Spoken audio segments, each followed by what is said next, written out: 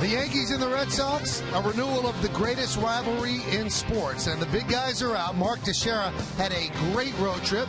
David Ortiz been unstoppable since May 1st. Nick Swisher started to turn around on the West Coast, and Adrian Gonzalez is trying to win an MVP in his first season with the Red Sox. Robinson Cano, that sweet swing, will be part of this three-game set. A set that's going to be a battle for first place. Those are the standings in the American League East. The Yankees a game ahead of the Red Sox, and this the beginning of a three-game series. Tonight, as My Nine presents New York Yankees baseball. It's the New York Yankees against the Boston Red Sox. The first of three from Yankee Stadium in the Bronx, New York. Hello, everybody, and welcome to Yankees baseball, along with Paul O'Neill and Al Leiter.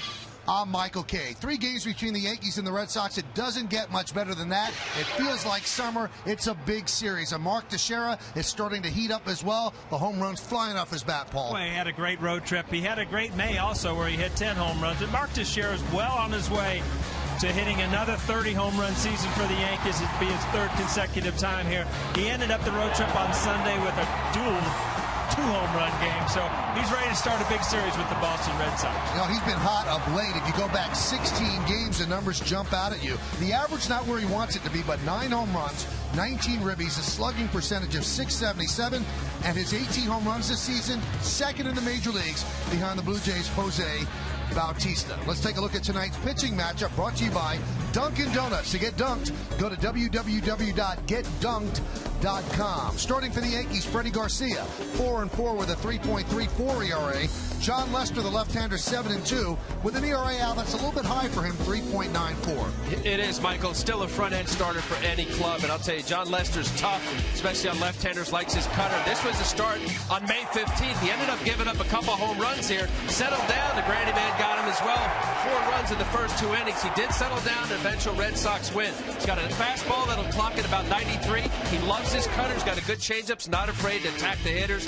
Be a tough matchup for the Yankee hitters tonight. And you know what's going to be a tough matchup for the Red Sox hitters, because the Yankee rotation has been absolutely on fire, putting up unbelievable outings. We'll break it down on segment 2 next, right here on My Nine.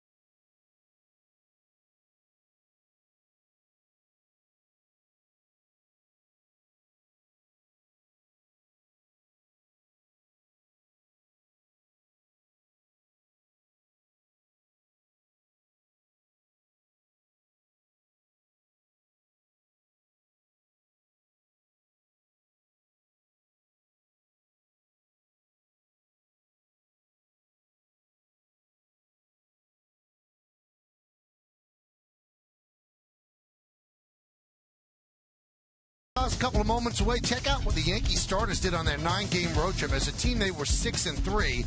The starters' record 6-1, 2.72 ERA, 21 walks, 37 strikeouts. The opponents hit just .232 against them, and they pretty much kept the ball in the yard, just allowing 4 home runs. Welcome back to Yankee baseball, everybody. That's Al Leiter. I'm Michael Kay. Paul O'Neill will rejoin us at the start of the game. Al, if you look at the way the Yankees were predicted to be this year, they were going to hit and their pitching would survive. it's almost been like the flip-flop of that. Pretty much. I mean, you look at some of the inconsistency with the offense, and that'll be there, I believe. But I think about the guy tonight. I mean, you have between Colon and Freddie Garcia, free agent minor league signs, what they have done, not only a good story for the Yankees, but also baseball. To think about what Bartolo Colon has been able to do and as consistent, I think we're at a point now with Colon is that you say, hey, this is legitimate.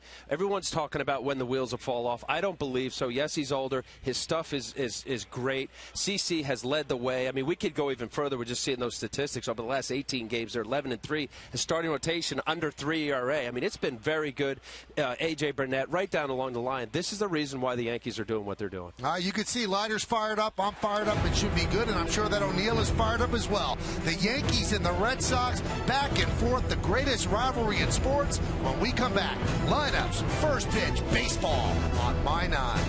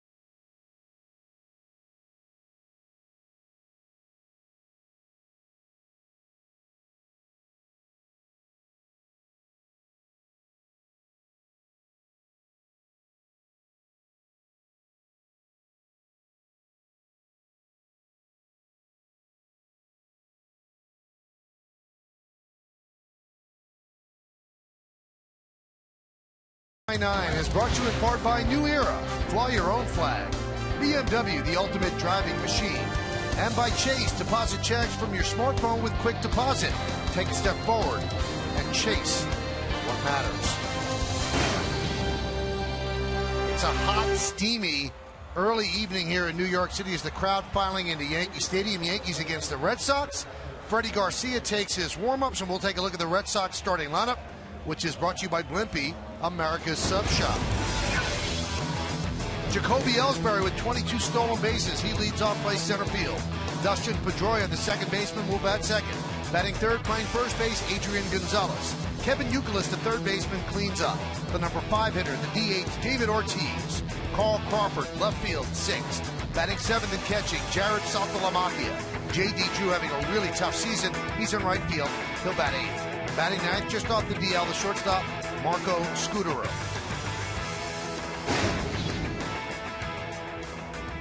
Sun is setting here in the Bronx, and Freddie Garcia about to begin the first game of this 3-game set. Freddie Garcia coming off a nice start against Oakland in Oakland. 10-3 win by the Yankees, 7 innings, 3 runs. You see his numbers, very respectable, Michael K. Now let's take a look at the New York Yankees pitcher scouting report brought to you by your Tri-State Ford dealers. Thank you, Michael. Master of changing speed, split finger, slider, fastball, doesn't overpower hitters, but boy, does he frustrate them. First inning goose eggs. How about this? Hasn't allowed a first inning run in 9 starts. And tough with runners on. I'll tell you what, runners on, 200 batting average. With runners in scoring position, 148 with 2 outs, 167. That's a tough pitcher. He knows when to bear down. He's ready. You can see how hot it is this evening. His face is already bathed in perspiration. We're ready to roll here at Yankee Stadium. Red Sox come in at 33-26. The Yankees are 33-24, so they are a game ahead of the Red Sox in the AL East. Jacoby Ellsbury digs in. Garcia's ready. Let's do it in the Bronx. The first pitch is upstairs, and we are underway.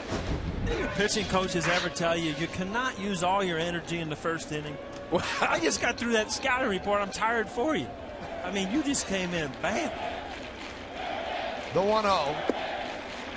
There's a strike. Well, you're going to have to match that energy there. I feel like I'm in between two, like, electrical fields here. I better stand up and get ready.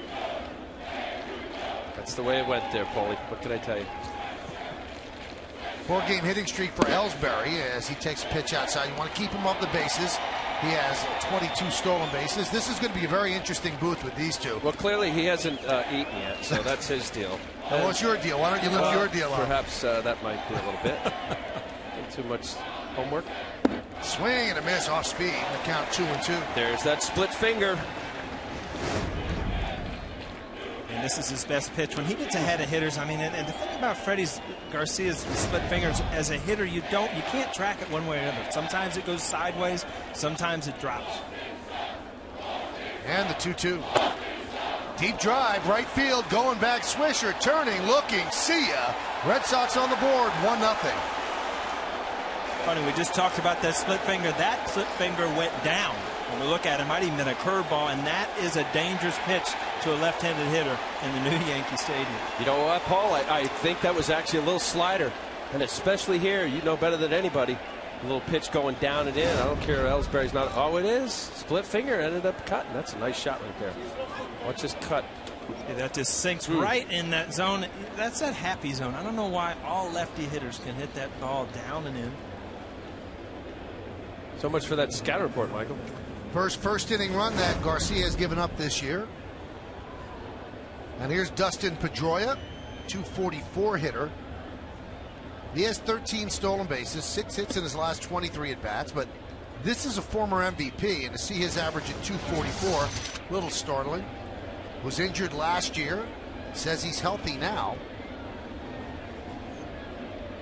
Gamer all the way around. You mentioned it, MVP, but he has not gotten going consistently enough. And this offense, as good as Agon has been and Ortiz in the middle of that lineup, they really have thrived when the top two guys have been more consistent. I know Crawford's down in the lineup. These are the last 3 seasons for Pedroia. Yes, last year 75 games because of the injuries, 288 average, but the MVP season in 2008, 326. He scored 118 runs. Count 3-1. Tonight's closed captioning is brought to you by your local Lexus dealer. So any electricity the crowd was feeling kind of unplugged with the home run by Ellsbury. A little quiet right now in the Bronx, the 3-1. And now Pedroia walks. So an inauspicious beginning for Garcia. Well, for a guy who has not given up a run and really has been good out of the chute. You know, it's a little warm. You got to settle in quickly. Now here's a guy, Freddie Garcia, older, doesn't have the same velocity. There's one thing you have to do as a pitcher when your velocity's down is keep the ball down the zone, fastball. Here's Adrian Gonzalez. You see his numbers. He's certainly in the discussion along with Jose Bautista and a guy like Curtis Granderson, American League MVP. Gonzalez, everything that the Red Sox had hoped for when they made the trade with the Padres. And the one thing that they talked about was how he was a perfect hitter for Fenway Park, and that's certainly been the case. Tonight's league leader is brought to you by New York Lottery. Hey, you never know. 50 RBIs for Adrian Gonzalez. That leads the major leagues, just ahead of Prince Fielder. No, I don't. You talk about lottery. Well, I mean, they've hit the lottery here because I don't care how good a player you are. When you bring a guy over from the National League, there is somewhat of a question mark if there's going to be an adjustment period of learning new pitching. He's just a natural hitter. I mean, he looks comfortable up there. It doesn't matter who's on the mound, lefty, righty. You see, nothing's in a hurry as he watches that pitch, but he's just a great hitter. The Boston Red Sox got to be ecstatic that they brought him over here and he got off to this good of a start. I think what makes him unique is, and you were a bit this way too, Paul, as a left-hander, when you try to find a weak spot, usually it's in on the hands, which it is for Gonzalez, but that ball away, he doesn't just hit these hits to left field. I mean, he drives the ball. That one driven to right center field. Giving chase is Granderson on the run. He's going to have to play it off the wall. It caroms past him. Pedroia will score easily. Gonzalez is going for 3. The throw is... Backing up is Garcia, so he is there with a triple and an RBI. It's 2-0 Red Sox. We talked about how good a hitter he is. You see this ball kind of just, I mean, really it's not a bad pitch. Downward movement, but you see Gonzalez is in no hurry. Knows Garcia can't throw the ball by him. Bad carom out there for Granderson. And if you watch at the end of the play, Gonzalez did a real good thing. They had a chance of him at third base, but he kind of picked up the vision of Alex, slid right in through the ball. Alex had no way of catching it. Good thing Freddie Garcia backing that ball up. It looked like it would have caromed off the net there, but that's what pitchers do. For as much as you're frustrated, you just gave up a triple. Alex got blocked out by the runner.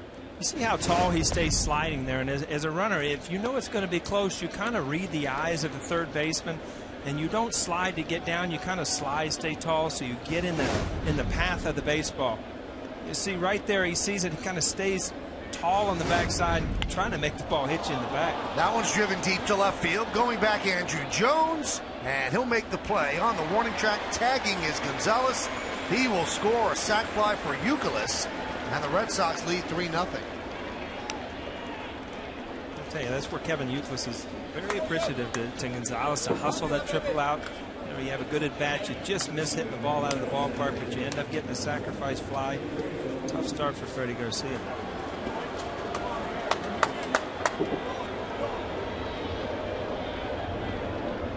See the sweat there, and I don't know about you, Al, and I know it's habit. Pitchers, you wear your uniform a certain way, but you know, on a night like this, to go out in long sleeves, to me, it takes a lot out of you.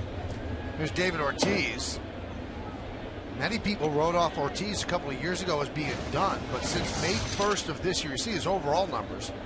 Since May 1st, he's hitting .375 with 11 home runs, just putting together a great season, final year of his contract.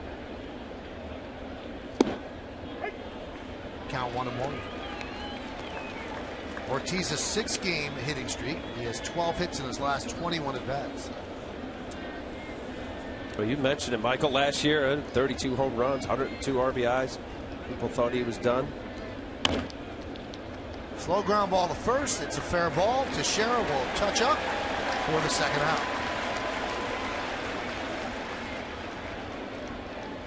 These are some numbers on the Red Sox since May 1st. Now, this is before Gonzalez's triple, 357, 11, and 35. Ortiz, 365. I thought it was 375, 11 homers, 19 ribbies. And Carl Crawford, who got off to such a terrible start, he's picked it up, 318, 4 homers, and 23 runs batted in. There's a strike.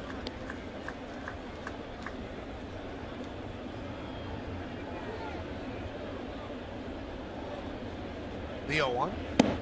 Pitch is high. Strange to see Crawford in the bottom of the order. He's been way down in the order after getting off to such a bad start. They had him lead off. They had him bat third, but here he is as the number 6 hitter. That one's grounded deep to first. Going to be a race to first base, and Garcia wins it, beating Crawford there, and that will do it. But the Red Sox scored 3 runs on 2 hits, nobody left. Red Sox 3, Yankees coming to bat.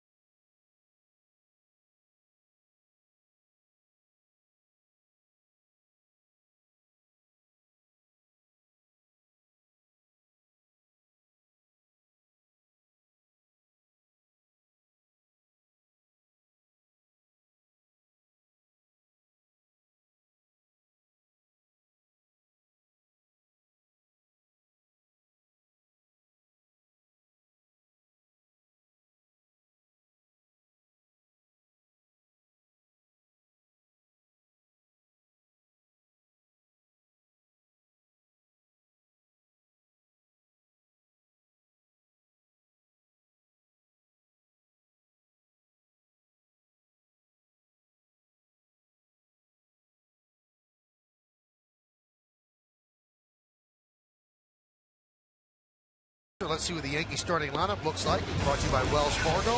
Wachovia now Wells Fargo in the tri-state area. The captain, the DH, Derek Jeter, leads off, batting second, playing center field, Curtis Granderson. Mark Teixeira is at first. Alex Rodriguez is at third. Robinson Cano, the second baseman, bats fifth. Batting sixth, the slumping catcher, Russell Martin. Nick Swisher picked it up on the West Coast. He'll be in right field. Andrew Jones at left. And Eduardo Nunez is the shortstop. He's going to bat ninth. Let's take a look at the numbers.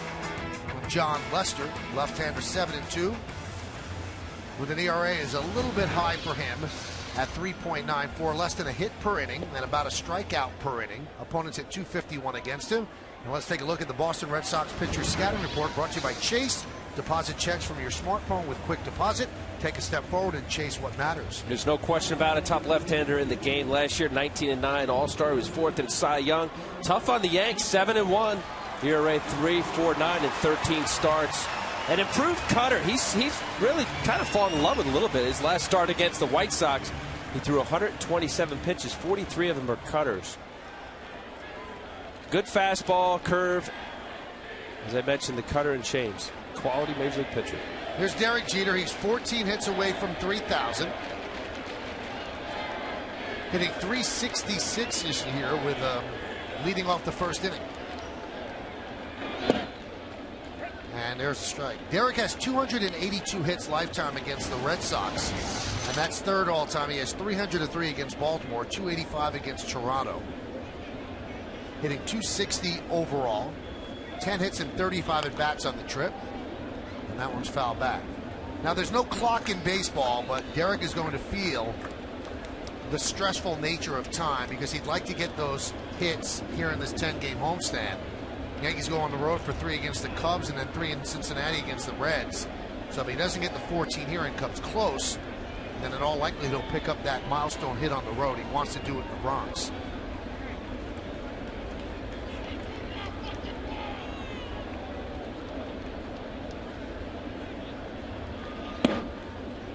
Count 1-2. Kind of getting a half day off today as the DH. Wanted to get as many righties in the lineup against Lester. Eduardo Nunez is the shortstop. The 1-2. Dribbled slowly to third, charging is Youkilis. And against Jeter for the first out. New York Yankees baseball is broadcast in Spanish. It's available by hitting the SAP button on your television. SAP is brought to you by Toyota. Toyota offers fuel efficiency you'll love, only better. Yeah, that's kind of an odd number for Derek. It's doable. It'll be close. Potential to go on the road. It's our job here the next 9 days. Let's go. 14 hits. It's just a feeling of it. Right. That's. We're all rooting for it, right? Absolutely. Want to see it. Want to see it here. Pitch to Granderson outside.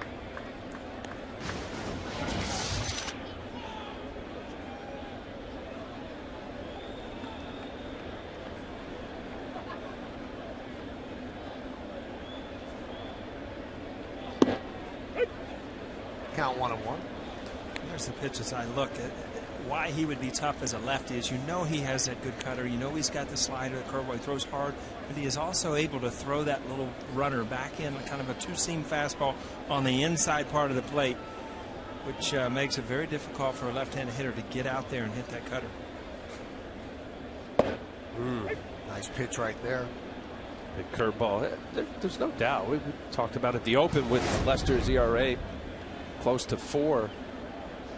He is as good as anybody. Stuff-wise, left side, challenges hitters. Way outside.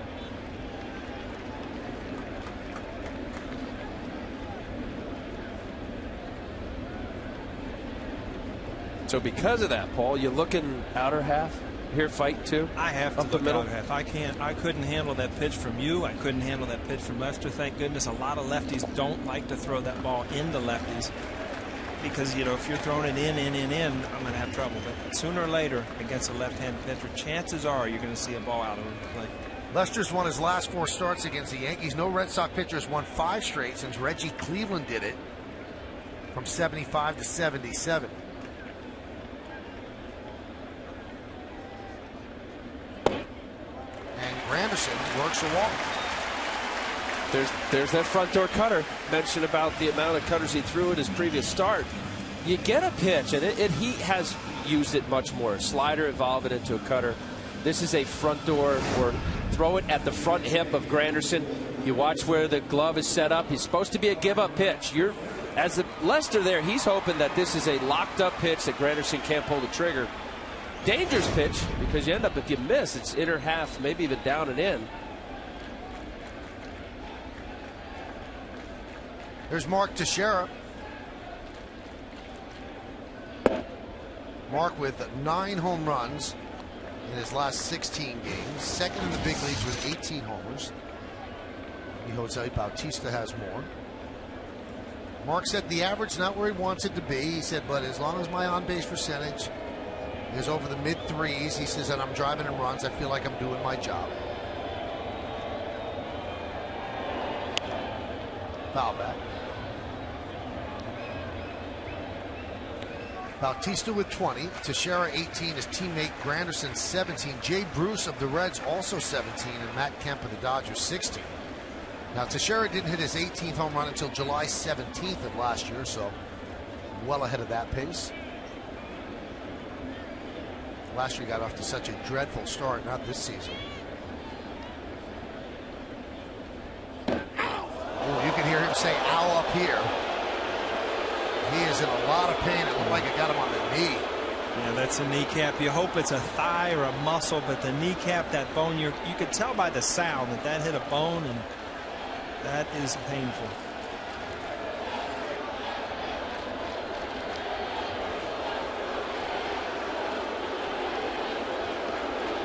He is in a lot of pain. Gene Monahan right there. It's a pitch as a hitter you really can't get out of the way of, because all your weight is on your back foot as you're striding into the baseball, and it just, you know, you get caught where you can't get out of the way quick enough, right off the kneecap. Again, this is a cutter, and what Paul was saying, this is a pitch once the foot's down, committed. Gosh, it looks like got right on.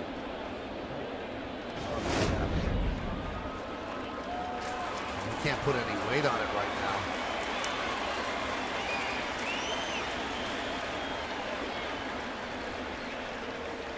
I mean, we're a ways away from home plate, and when he got hit, we could hear the sound up here, and we could also hear him go, ow. He was in a lot of pain. And now Tony Pena and Joe Girardi will help walk him off.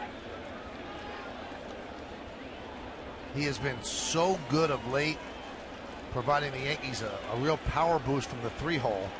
They can ill afford to lose him, and as soon as we get any information, we'll get it to you. But he is obviously in a lot of pain. It's going straight to an ice pack, and it just, you're going to try to freeze that thing to try to keep all the swelling out of it. But that's going to be sore. That's not something that's going to go away overnight. That's going to be sore for a while.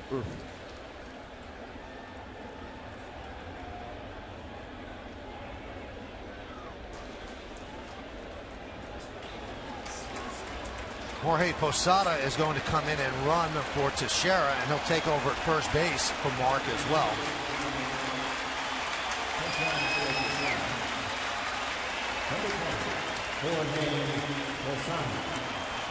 Number 20.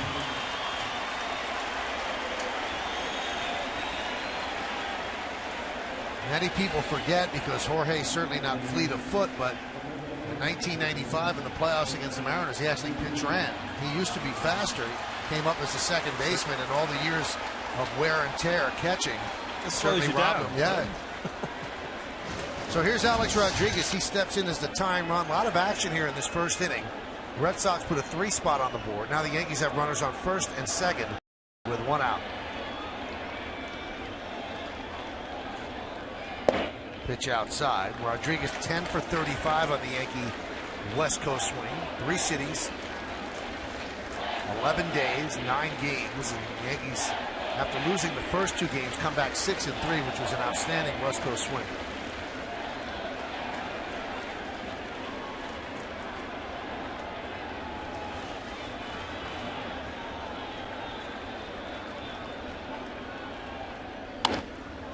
Grounded to short. Let's see if they turn 2. There's 1 on the first. Not in time.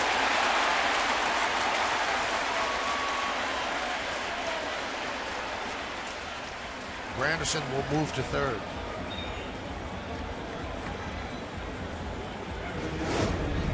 Not hit hard enough for Marco Scutaro, trying to get the quick flip. Alex not the fastest, but quick enough for beat Pedroia's throw by that much.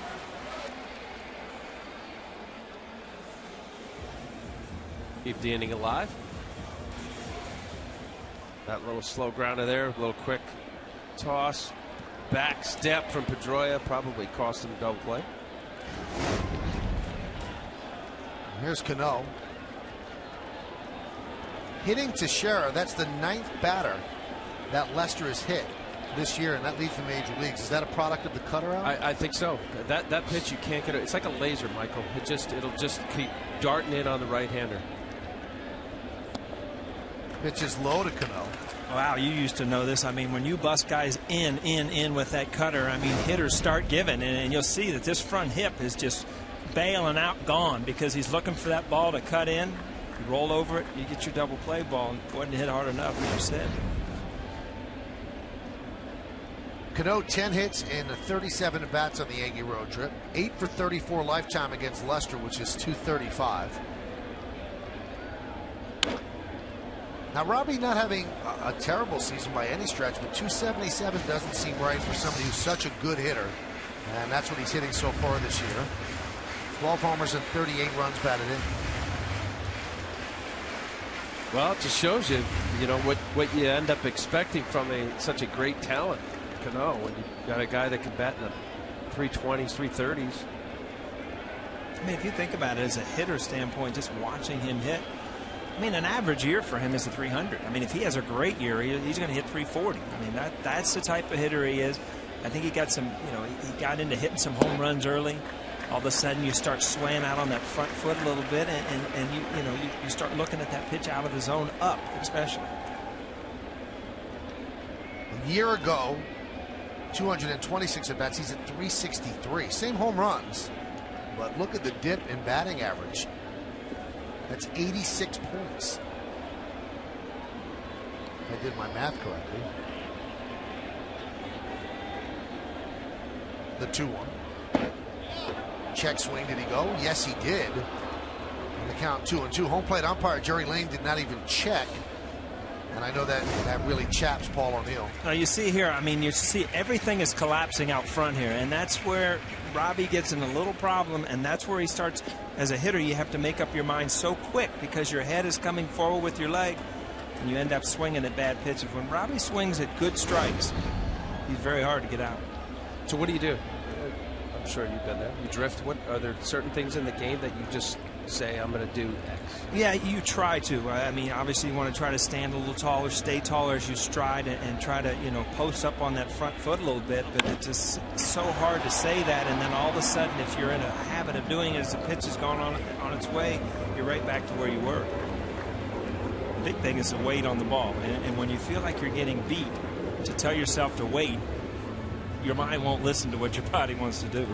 Actually hitting better against lefties this year, average-wise 314, and more than double the at-bats against righties, 260.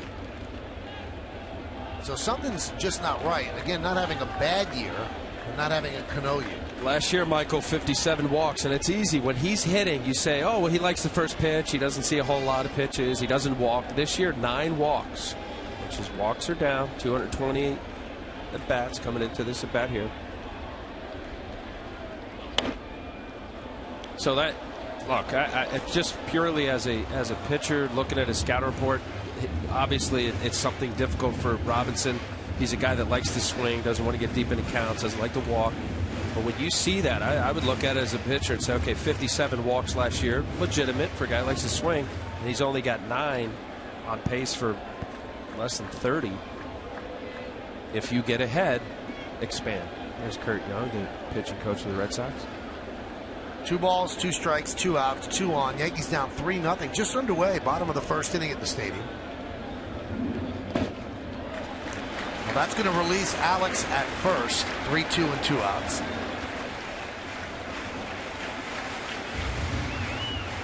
Now, this is a respect that you still have for Robinson Cano, knowing the danger that he can possess. Even though it's early in the game, you have a 3 spot your offense gets you for John Lester. And see if he attacks the zone with a fastball or chooses to throw another breaking ball. I always thought if you throw it 3-2-2 to get the 3-2 on a curveball, why not throw it 3-2? Freddie Garcia trying to shake off the top of the first inning, where he gave up 3 runs on 2 hits. And hoping the Yankees get some runs back. Alex will go from first. He does. And that one is lined into center field. Coming on Ellsbury. He's going to have to play it on a hop. Granderson scores. A-Rod moves to third. It's an RBI single for Cano. And it's 3-1 Red Sox.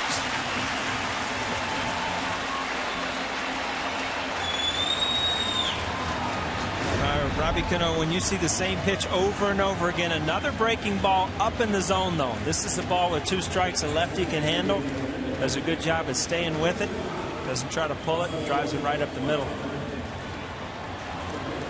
It's a hanging breaking ball. Didn't hit it hard, but I was thinking along the same line. And Robinson out in front a little bit, but because that ball is up, nice level swing, able to get enough of it out center field.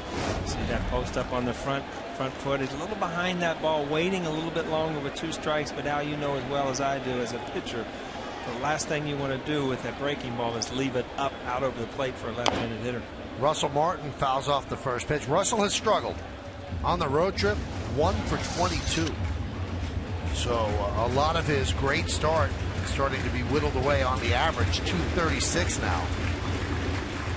He's been catching a lot. Joe gave him Sunday off, which in effect was 2 days off because yesterday an off day for the Yanks.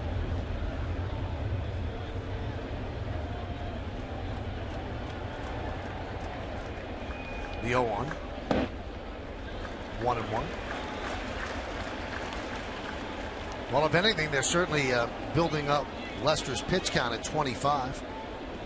And Lester has struggled lately. Over his last 5 starts, his ERA is 6.52. That's why he came in with an overall 3.94 ERA.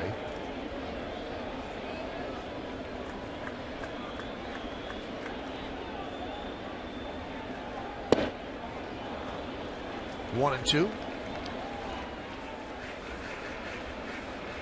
Last outing wasn't too good against the White Sox. In fact, the Red Sox didn't do too well against the White Sox. They were swept. 5 2/3, 8 hits, 7 runs. 127 pitches in 5.2 innings. It's one of my starts. That's a lot of work right there.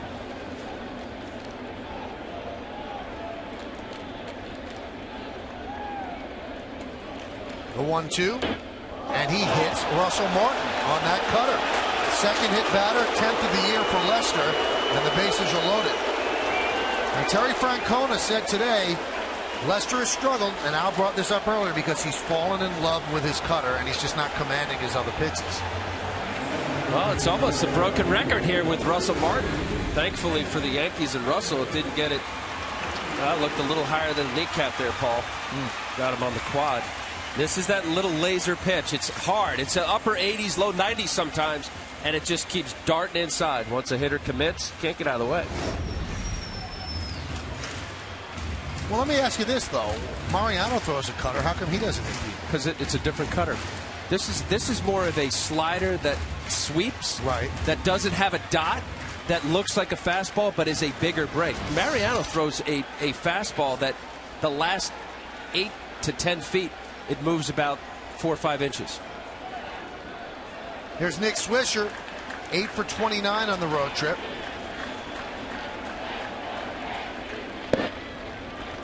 Pitches outside. Now you wonder, because he's hit 2 batters, does that take him off his cutter now? You know what? It's Nick. I mean, we've seen him get hit in the knee the same way. This is a situation where, and you mentioned it, or before the game, Terry Francona said he's fallen in love with it. When you have a pitch that you feel good about, but right now the release point on it is not putting him in position to make it a good pitch on the inside part of the plate.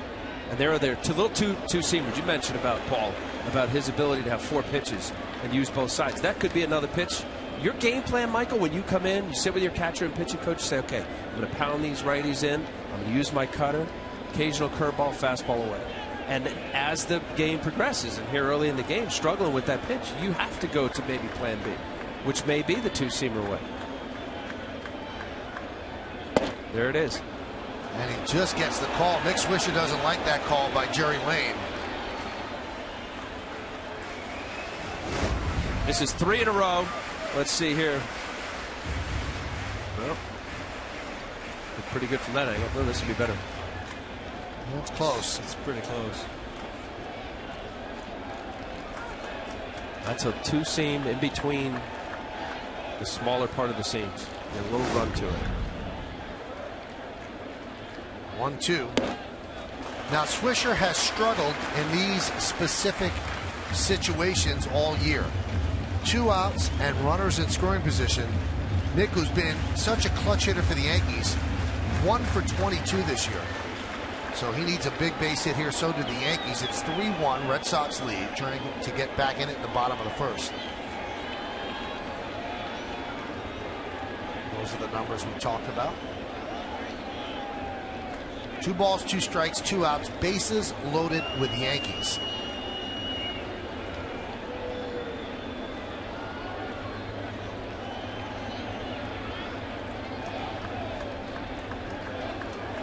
Two.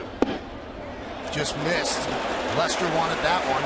So now you can start the merry-go-round. Everybody's going to be going on 3-2. This ball looks just a little bit farther out. You'll see this one's off the plate.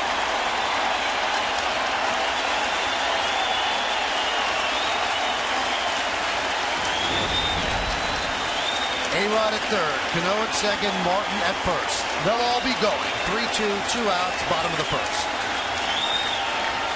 This will be Lester's 33rd pitch of the inning. Grounded to third.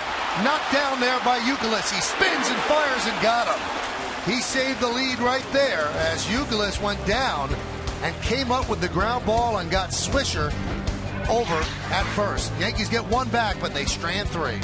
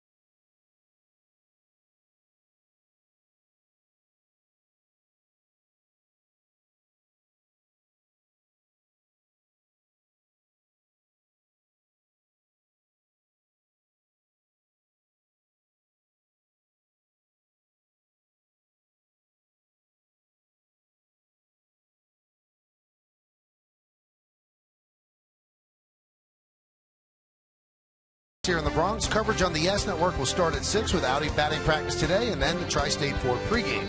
Then after the postgame, catch the premiere of Yankeeography, Joe Girardi. It all starts tomorrow at 6, only on Yes. Jared Saltalamacchia will lead off against Freddie Garcia, and the first pitch of the second inning is a strike. 3-1, Red Sox lead the Yankees on the scoreboard, brought to you by Empire City at Yonkers Raceway, the jackpot next door. That one's fouled away.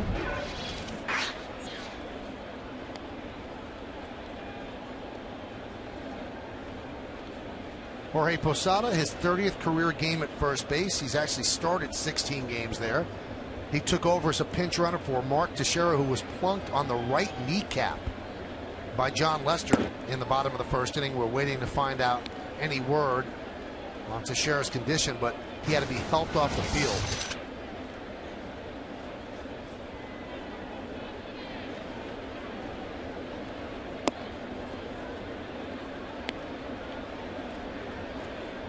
We talked about in the first inning about the heat and the long sleeves. Looked like Freddie Garcia went in and put on some shorter sleeves here for the second inning. See, Michael, what power you have up here? That's you. Grounded to first, past Posada. If I said it, go put on a turtleneck. Now I wonder if he took off the shirt, he just chopped it off. Just got mad and ripped him in half. Yeah. I know on hot days, and I'm with you. On a hot day like this, you don't need sleeves. And most guys, I wouldn't say superstitious, but you want to protect your elbow. You've always done it since you were a little kid, and even though it's hot. But as you get a little older, and there's a cardio element to obviously throwing these pitches, the effort and energy, and it's a hot, muggy day. I'd go through 4 or 5 different pair of sleeves, change them each inning. Plus they get heavy. I mean, these are new dry fits, so it doesn't. There's not much weight to it. And Saltalamacchia walks, and up to this point, Garcia certainly does not seem as if he has great command. And Larry Rothschild will try to figure it out. Home run by Ellsbury led off the game, then a walk to Pedroia, and then Adrian Gonzalez tripled off the wall in right center to drive in a run, and then Youkilis with a deep fly ball to left field that ended up being a sac fly, scoring the run. That was the scoring in the top of the first. So Saltalamacchia leads off first, and that's going to bring up J.D. Drew, who really has had a tough season.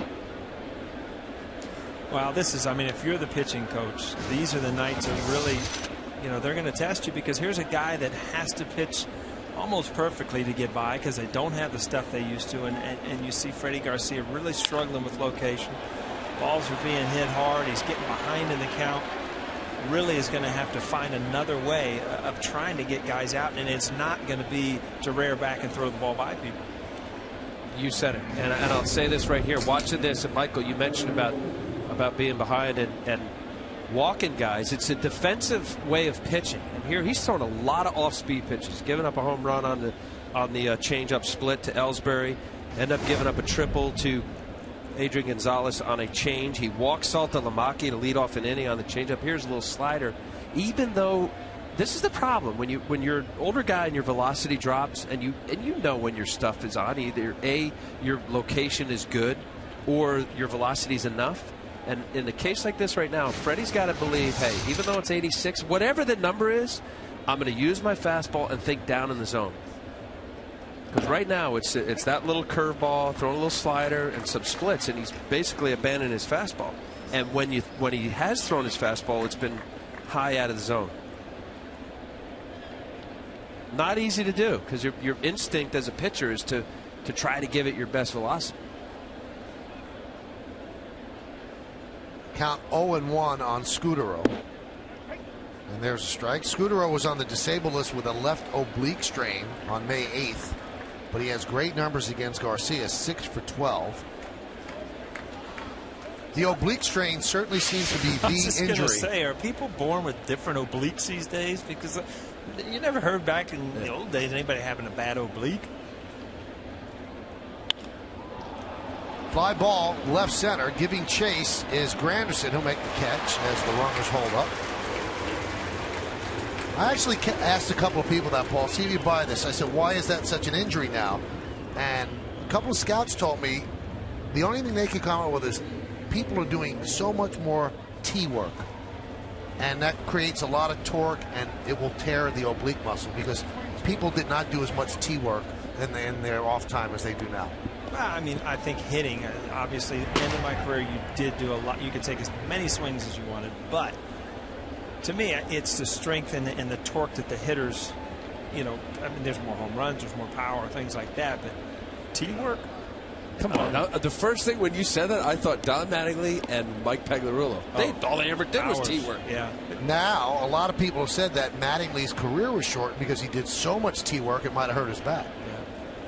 I think this. I think the strength and conditioning is as good as it's ever been. I mean, these guys are in fantastic shape. They're constantly having some kind of workout routine. The everyday guys, I don't know about you. Did you work out after the game? Yeah. But that was kind of a bug player after the game. He's tired. Maybe he didn't get a hit. He's mad. That's where it was funny, because the last couple of years right before I retired, you got on a routine of lifting in the morning, and you'd have all day to rest, and you were fine. There was nothing worse than going in the weight room at midnight after you just struck out and lost the game to try to throw some weight around. It was terrible. Count 2-1 on Ellsbury, who hit a home run to lead off the game. His 7th home run of the year. Also extended his hitting streak to 5 straight.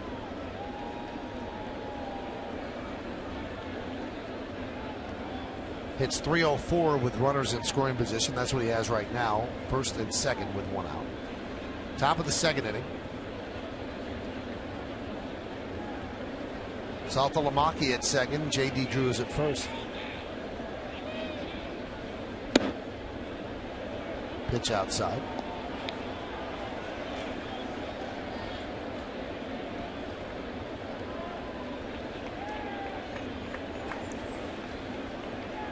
Now I know you can't help it on nights like this as a pitcher, but if you look at the fielders, flat-footed, just kind of hanging out there, just because nothing's in rhythm right now. You know, it's hard for him to get outs.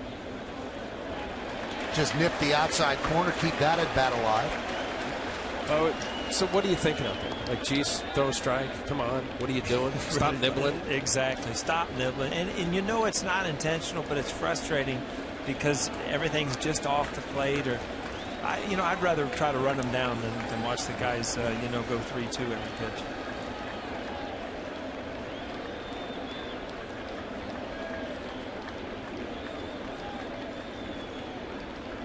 Three-two. Strike 3. Ellsbury down looking. Big out for Freddie Garcia.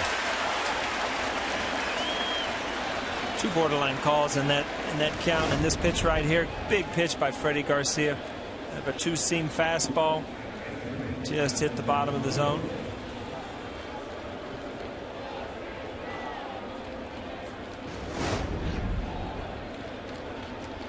Take that pitch out. Oh, that was a strike. Really? Yeah. Did you ever say, "Nah, umpire, I don't want that one. That wasn't a good pitch. I don't want that one." No. No.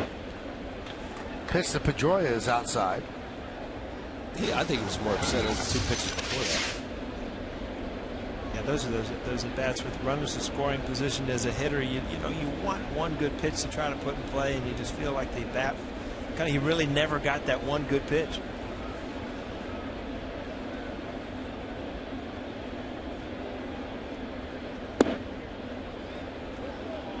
Count 2-0. Garcia certainly toughens up with runners in scoring position this year. Now Pedroia, 207 despite 3 hits in his last 5 at bats. Garcia holds hitters to 8 for 56. That's 143 with runners in scoring position.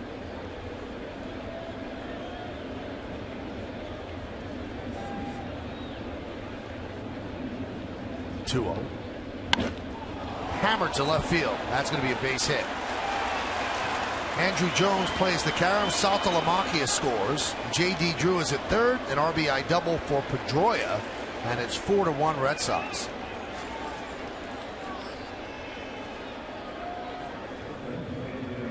Well, on a 2-0 count, Pedroia gets a fastball up in the zone. This is a pitch that just comes on the inner half. You see him pull his hip out. Nice level swing, head on the ball. Driving that ball to left field. Pedroia's 21st RBI of the season.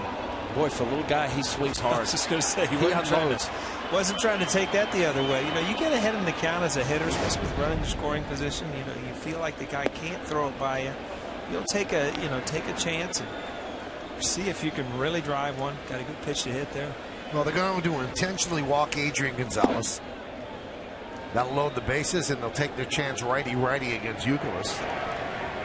Now, Luis Ayala is ready.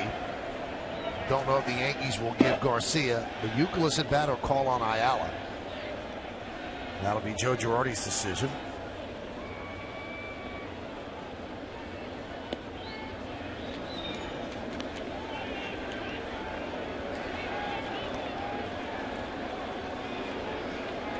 And Joe is going to go to the bullpen. He's seen enough of Freddie Garcia. Garcia simply did not have it today. So Luis Ayala will come on. Bases loaded. 4-1 Red Sox lead. Ayala against Youkilis when we come back.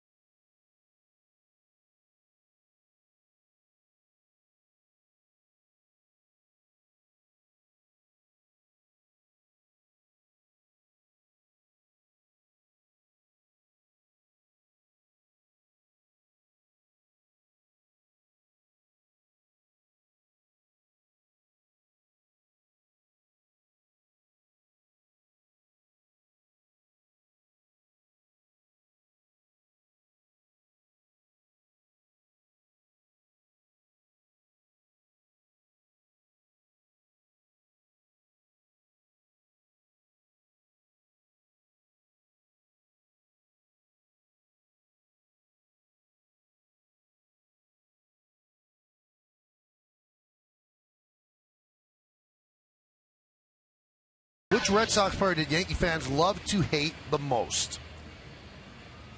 You could text us at 70377 or go to my9tv.com. Here are your choices. Was it Carlson Fisk, Pedro Martinez, Jonathan Papelbon, Manny Ramirez, Kurt Schilling? Text A, B, C, or D, or E to 70377. And I mentioned go to my9tv.com if you'd like. Find out the results right after the game. It's Take on Russ, brought to you by Toyota. Who did you like? During my time, it had to be Pedro. I mean, the fans couldn't stand it. Manny had so much family and relatives here that he actually got cheers here. That is good. You got some good names on there. Schilling. We'll find out as you take on Russ. Joe Girardi makes a very early call to the bullpen, brought to you by Verizon Fios. To get the best deals on Fios, you have to visit us online at verizon.com/getfios. You look at Freddie Garcia dejected down there. That was my old spot right there. Right at the end of the dugout. Except there was a cooler out there. Right? Yeah, well. Not always. Dented one at times. Here's Ayala against Youkilis. Coming into the game, he was 0-1 already against the Red Sox with a 7 ERA. So unfair probably, but always looked at how you pitch against the Red Sox, especially when you bring guys in. How are they going to pitch against the Red Sox? And, so far this year, Freddie has had a couple bad outings against them. Good numbers for Ayala so far this season, the 0-1. The count 1-1. Well, just as suspected, with the Yankees up on 1 game on the Red Sox, it's going to be that way. I think even though the Red Sox struggled early on, I don't think there's anybody in baseball thought, okay, then this team's not going to be there in the end. And if you could fast forward to October, I mean, this could very well be, the playoffs at Boston and New York. I mean, on paper, that's the way it should be. In fans' minds, that's the way it should be. So, you want to, as a team, be very comfortable at playing those teams that you're going to face in the playoffs. And so far, high pop-up. Andrew Jones makes the play, and Ayala comes on and does the job. Big out. No runs, 2 hits, and 3 men left. For Freddie, the first time he failed to complete 5 innings in a start this year.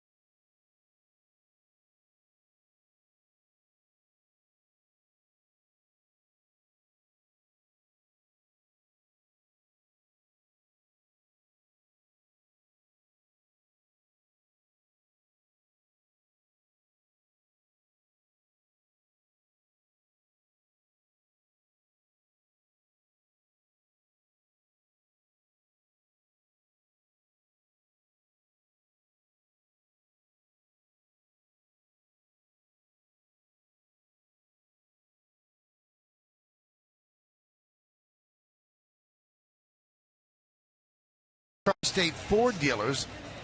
June 7, 1998. David Cone pitches a complete game 2-hitter and strikes out 14 in a 4-1 win over the Marlins. 4-1, the Red Sox lead the Yankees, and Andrew Jones will lead off. You on that team, Al? What year was that? 98. No, it's at the Mets. I remember in '97 you guys came down. Empire City scoreboard, 4-1, Red Sox lead. There's a strike. Now Garcia knocked out an inning and 2/3. He's made 312 major league starts, and that was the second shortest outing of his career.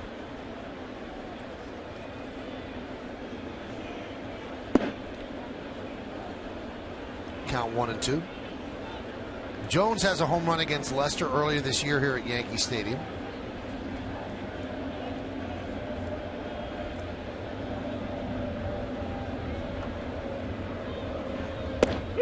Strike 3. Jones down looking. That's it.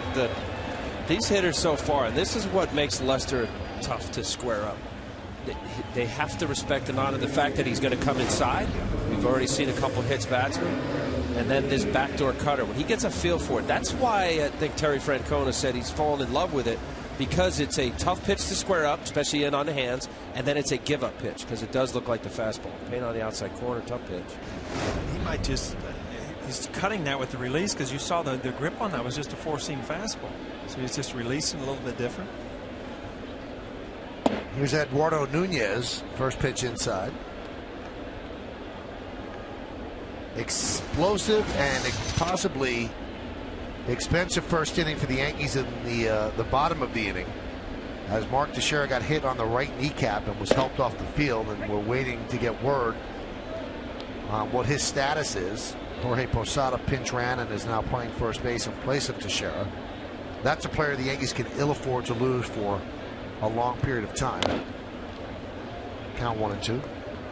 It's funny you say he had lost that release point of that cutter, and he was, the release point he had was the back knee of the right-handed hitters, where he was hitting people. And, I look at a golf swing now, and you're hitting the ball bad, and all of a sudden you hit one good, and it's like, there it is. I mean, as a pitcher, can you throw one good cutter and say, there it is, yes, and keep it? Yes. Well, I mean, keep it enough to where obviously it's not an exact science, and the difference between corner and inner third or middle of the plate is only an inch or two on release point. But yeah, I believe that. I think is what helped him so far, and we'll see how this plays out for Leicester, is that he went to the two-seamer after hitting Russell Martin again with a cutter and ended up getting a big out from Swisher to... Grounded to second, backhanded by Pedroia. Nunez is out.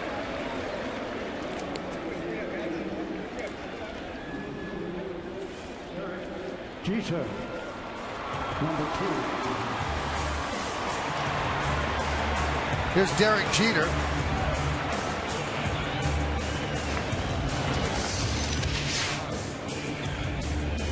Derek grounded out to Youkilis softly at third base in the first inning.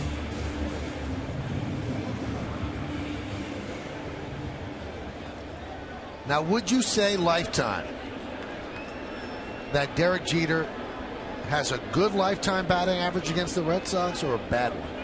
No, I'd say a good one. I mean, most of the time they've been big games. Derek, in my mind, has always been a pretty big game player. What would you think? Yeah, I'm going to say good. Derek's batting average against the Red Sox is .288 lifetime, and he only has one team with a worse batting average against, and that's Seattle, .286. Derek has 282 hits against the Red Sox, third most, but the batting average not there. See how he throws those trick questions in. 280. What'd you say, 280? 288. It's still pretty good. He is going to the Hall of Fame, so.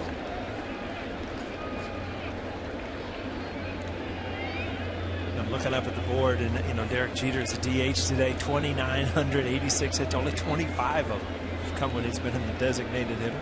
Shows you how many days he's been running out to that shortstop position. The 1-1. Good fastball, 1-2. Again, that's a hittable pitch, but it's set up by that hitter looking for that cutter in. And I used to see it against you. I used to see it against Andy Pettitte. You see the front hip open up. I mean, that's a decent pitch to hit if he's looking for that ball out over the plate to drive the other way.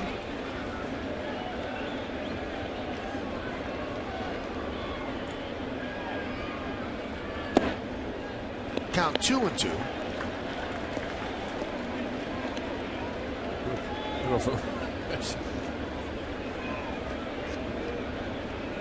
Now Jeter's numbers against Al Leiter, that's a different story. 17 for 41. And my question That's was, I 14. told Derek today, about just joking around. I said, just picture me out there. Ryan hands Al that note to hand to you, and I'm thinking, if I look at that note, I'll just throw it in the trash can. And Jeter's going to read, so let's see if they score that. Should be a base hit. Scudero took his time, and it is a base hit, so now Derek 13 away from 3,000.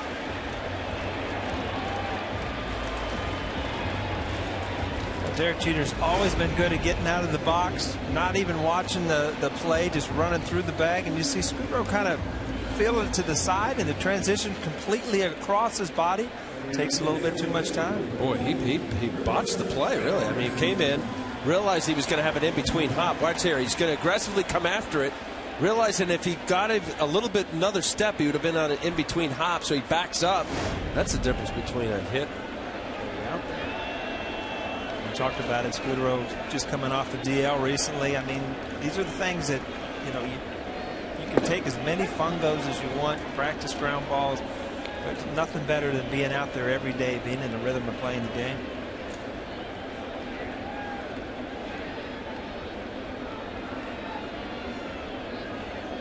Count 0-1 on Granderson, who walked in the first inning and scored the Yankee run.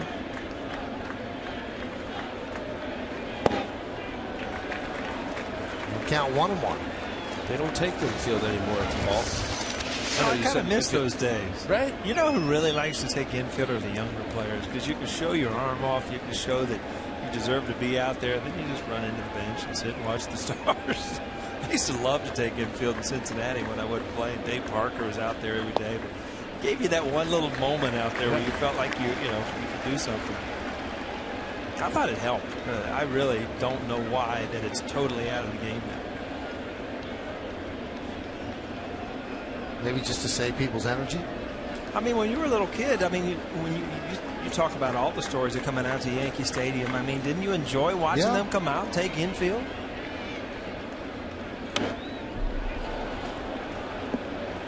Well, we'll ask around the next week or so and see. Ask Girardi, why don't they take it? I could probably think one of the answers is that enough of their star players, as you mentioned, basically told the coach and manager, hey, this is a waste of time. We'd rather be in the training room getting ready for the game. This really doesn't help. Get my work in before the game. Right. 2-2. Sometimes you see teams taking that almost as punishment. Right. If they're not doing a good job fundamentally and they're just throwing to the wrong base, the manager will take them out and do infield. How about on an off day, coming back from a trip? Yeah, Buck loved those, didn't he? Buck Shoal. I remember a couple of those with Billy. Billy. I bet you got some good Billy story. How many years did you play? He was only here for half a year. He was let go. 1988. The 2-2. Swing and a miss. And that will do it here in the second. No runs a hit, no errors, and one man left on base. We played 2 here at the stadium. Red Sox 4, Yankees 1.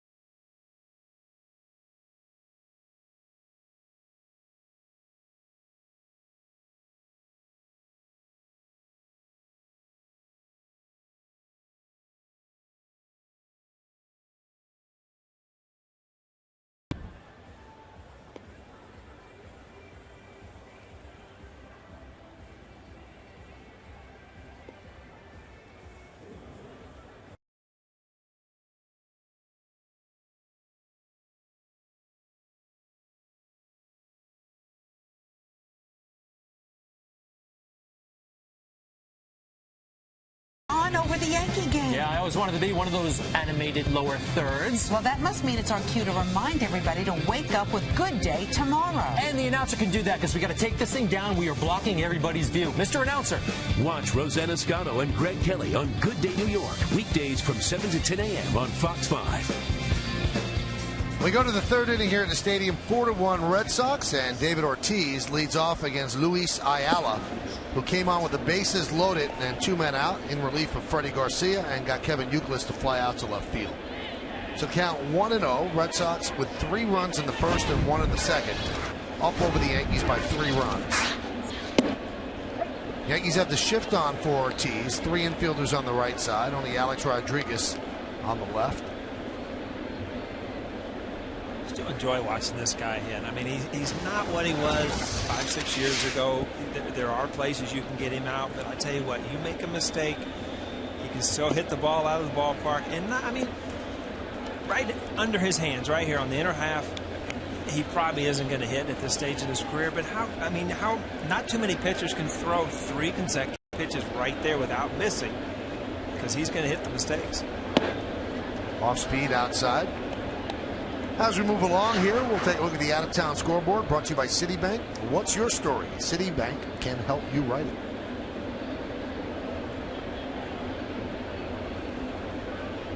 .3-1. Deep drive, right center. Curtis Granderson drifts back in front of the track. He'll put it away for the first out. We talked about mistakes. That ball right down the middle, just hit it off the end of the bat enough to keep it in the ballpark.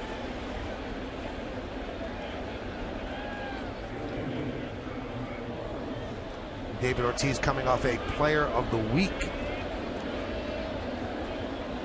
award. Just missed that one. And here's Crawford. And there's a strike. Well, how much of it was it a help for you, Paul, in the years with all the great Yankee teams you were on and having length in a lineup? And I'm thinking of Crawford now. It seems like he's getting back to his ways in Tampa Bay and being comfortable in Boston.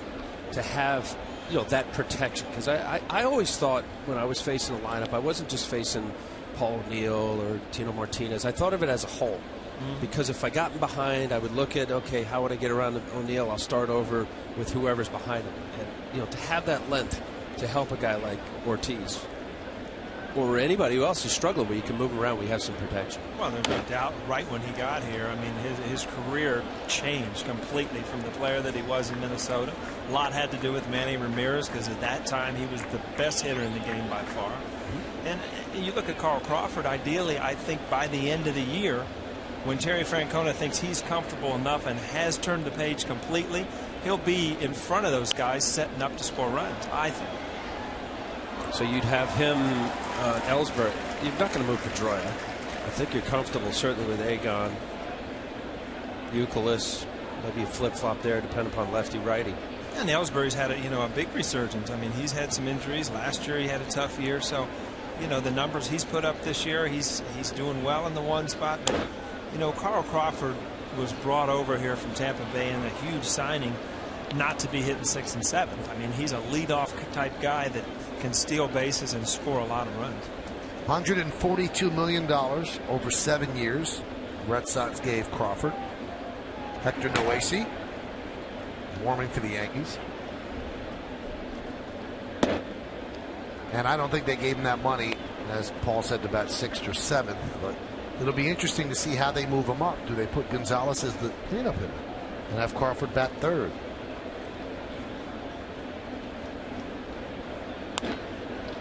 Lofted to center field. Granderson got a late jump and then hauls it in. The ball kept carrying. And Granderson catches up with it for the second out. Sometimes as an outfielder, you get fooled by the swing. And Crawford looked like he was out front a little bit. Didn't have a swing like he really got it. But this ball kind of really took off. And as a hitter, you see Crawford just trying to will it over his head. Granderson, last little lunge, pulls it in.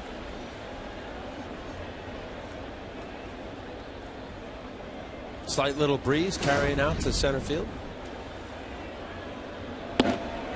Summer breeze. Summer breeze. Well, the Seals and Crofts, right? You had that one, didn't you, Mike? No, I didn't have that one. Come on. Guy's singing in my ear here. Now I feel like I'm a Seals and Cross concert. I was thinking Summer Wind when you said that. So I was way off. Frankie. You know him, right, Frankie, from Hoboken? Oh, yeah. It's a regular around my household now. How'd that New York song sound to you on the other end of the other side of the field when you walked off when we won, huh? Well, wait a minute, time out. It was every night, right? It was either Liza Minnelli or Frankie, wasn't it? Yeah, I think it was Frank, and they won. Oh, okay. And it was, what, Liza? They lost? Right. So, answer the question. What was it like? What, when you guys won? Didn't notice. I think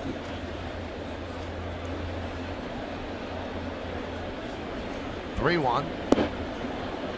And Saltalamacchia walks for the second time. I gotta tell you, though, Al, when we did come over to your place for the World Series, Subway Series, I was a little disappointed with who let the dogs out live on the field right before the game started. You were too, huh? How embarrassing! Are you kidding? It was, and it kept going. We're like, stop already! Yeah, it was a dance version. Oh, right in front of the dugout. Remember the name of the group? Oh, You don't either, Al? The Baja Man. man, there you go. Runner on first, 2 outs, top of the third inning, 4-1, Red Sox, Yankees. Red Sox lead. I've talked to a lot of guys on that Met team, and really, they were embarrassed by that. Oh, it was embarrassing. We were out there getting loose in the outfield like, this is what they're bringing in for the World Series. Oh, that's good. Those are good memories, though. Oh, that's great.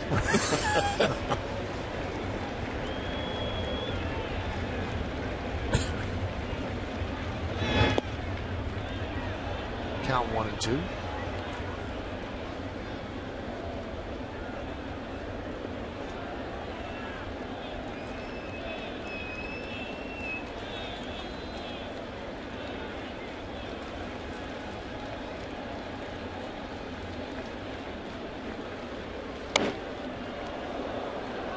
Now scattered. A couple of Red Sox in the dugout. So J.D. Drew, in the old days when he was doing things well at the plate, he was almost, he would let the ball just get on top of him before he swung. And you see all his weight is out front a little bit now. In the good days, he reminds me of the way Nick Swisher was last year, where he was real quiet and just let the ball continually travel, and he was quick enough to get to it. Now you see just everything's kind of out front, hit going away. No runs, no hits, no errors, and 1 man left on base. We played 2.5 at the stadium at 4-1 Boston.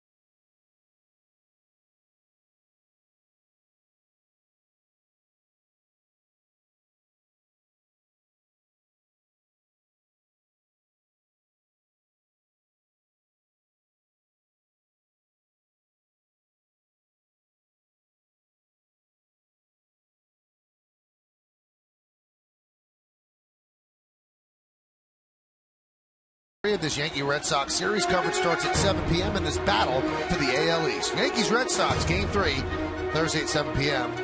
here on My 9. Good pitching matchup in that game would be CC Sabathia against Josh Beckett. But Joe Girardi's worried about this one, and here's Jorge Posada.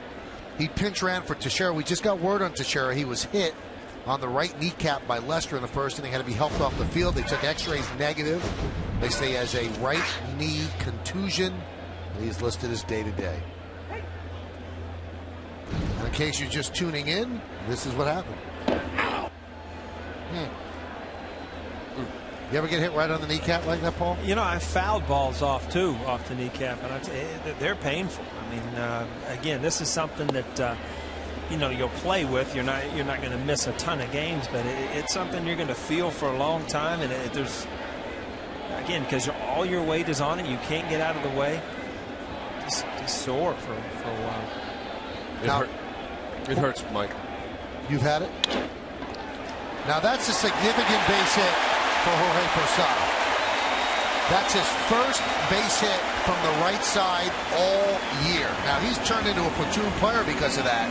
But because he gets into the game as a pinch runner for the injured Teixeira, this is his opportunity to get some hacks against the lefty. You know what? Right before you said that, Michael, I'm looking at the average against. It's 0, and I almost thought it was incorrect or a typo. The fact that he hasn't just had a little grounder like that. Good for Jorge. Foot down, drive it through past Scudero. He was 0 for 27 before that base hit. So he's got that 0 out of that column, and here's Alex Rodriguez against Lester. And there's a strike.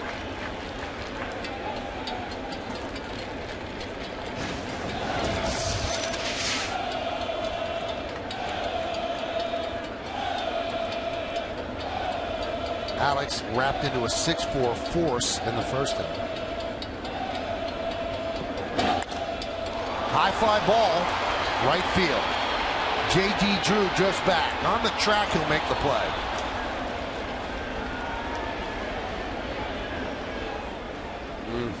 Is that the missed it by that much? He got a ball away from him, hit it to right field, and it's just you just don't quite square it up. Can't even tell on slow motion how small that area is. I mean, if he just gets a little more wood on that ball, so strong.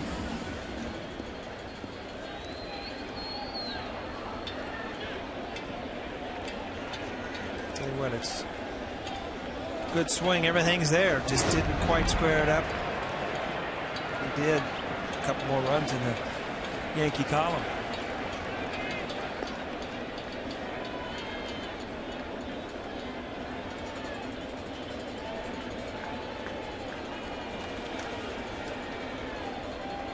Here's Cano, who drove in the Yankees' only run with a bloop single to center. The Yankees had an opportunity to get it all back in the first inning. They had bases loaded with 2 outs, but Nick Swisher grounded to Kevin Youkilis, made a nice play. Diving stop, and that ended the inning. Diving stop to the glove side, got up and threw out Swisher at first.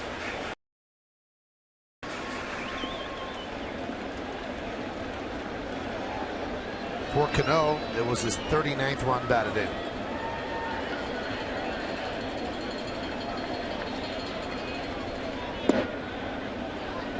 The way the game has gone and the pace of the game, you would almost think, well, it's a blowout, and it's really not a blowout. It's 4-1, and now we're not saying this to keep you watching. We hope that you do, but you know, one swing right here, it's 4-3. It's a completely different game. It's 4-1 with this Yankee offense. They average 5.1 runs per game, which is best in the American League. Certainly very doable, and the Red Sox bullpen has been sketchy so far this year.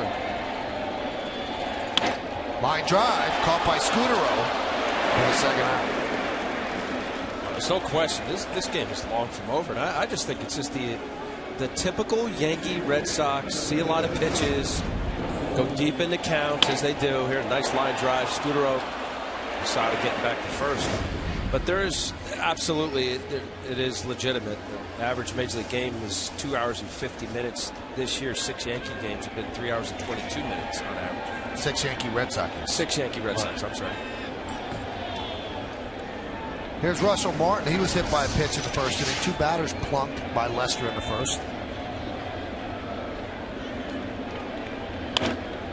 Line drive, right center, and a nice play by Drew for the final out. That goes over his head. It's a run, but he hauls it in for out number 3. No runs a hit, no errors, and one man left on base. Drew went up and came down with the baseball. We play 3, and it's 4-1 Boston.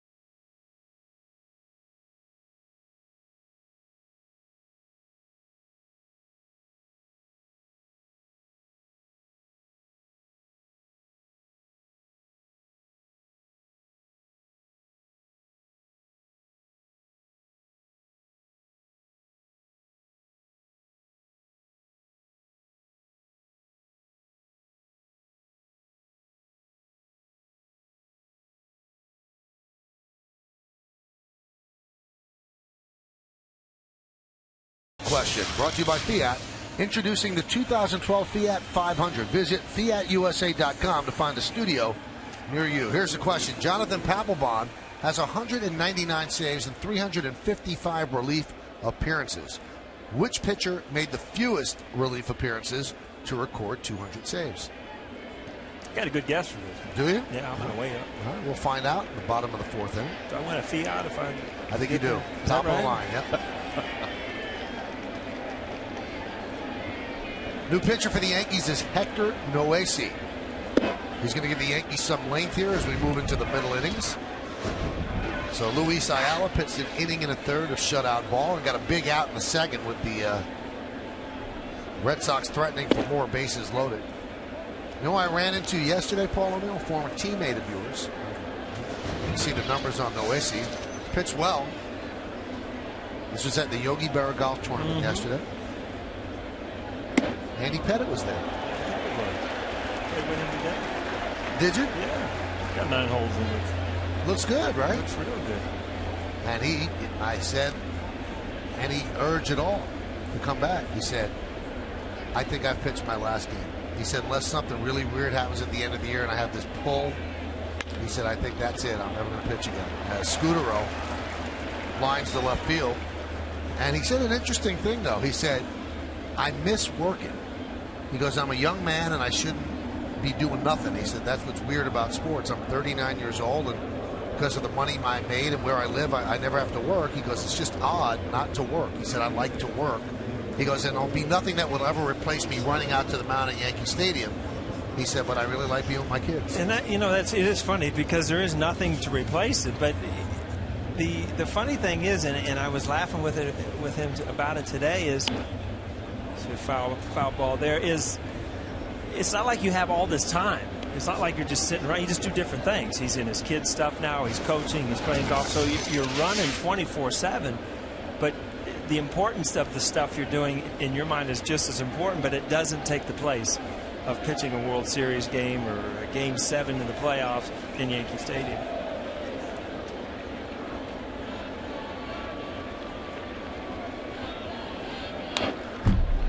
Foul back. He said he doesn't even watch the games that much. He said he caught the last 6 innings of the game on Sunday when Sabathia pitched, and he said it's just, I think that was Sabathia's game. No, the Cologne's game. He said, I've got so much stuff to do. I'm busy from morning to night. He goes, but the strange part is, if you ask the family, they'd flip a coin. They wouldn't mind me coming back because the boys like being a bat boy. And he said, it's strange. He said, but I think, that's it for me. That one is chopped left side, fielded there by Nunez, and he makes a nice play to get the force at second to get Scudero. So Jacoby Ellsbury will take over first. Right. Watch this little force play. Nunez getting a little bobble in between hop there, huh? Now, I get completely what Andy's saying, and I don't know about you, but this is a pretty cool gig. I don't know if this is considered work, but I kind of. It wouldn't be considered work until I'm in here. I got Red Bull on one side. I'm a little scrunched up here. It's hot. Get him a sandwich, would you? No, but the whole schedule idea, Michael. Couldn't do anything better. There's a lot of opportunities for players now. A lot of different media venues and outlets.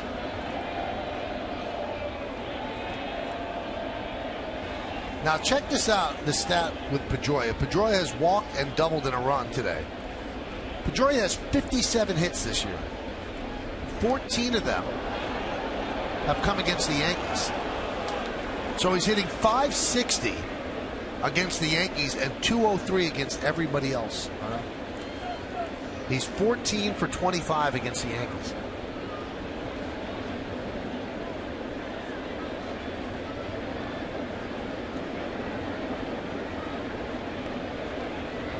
(4-1) Red Sox lead.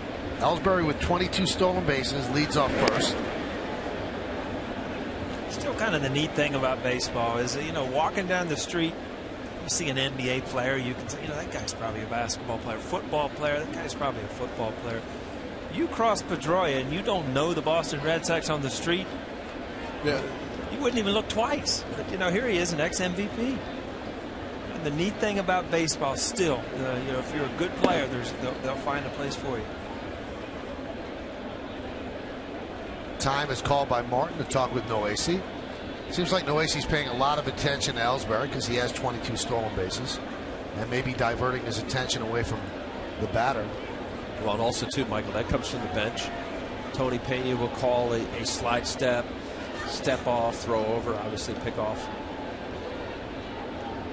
Yeah, it all takes a couple slide steps from Russell Martin, young pitcher. You obviously know who the green runners are. You go over that. Ellsbury, along with Crawford, are definitely the top speed guys on this team.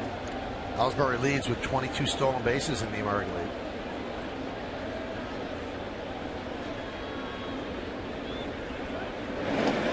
That's a nice pickup there by Posada. Georgie over there picking. Huh?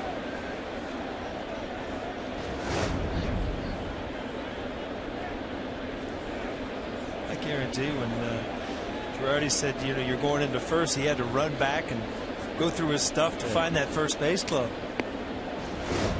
Good play.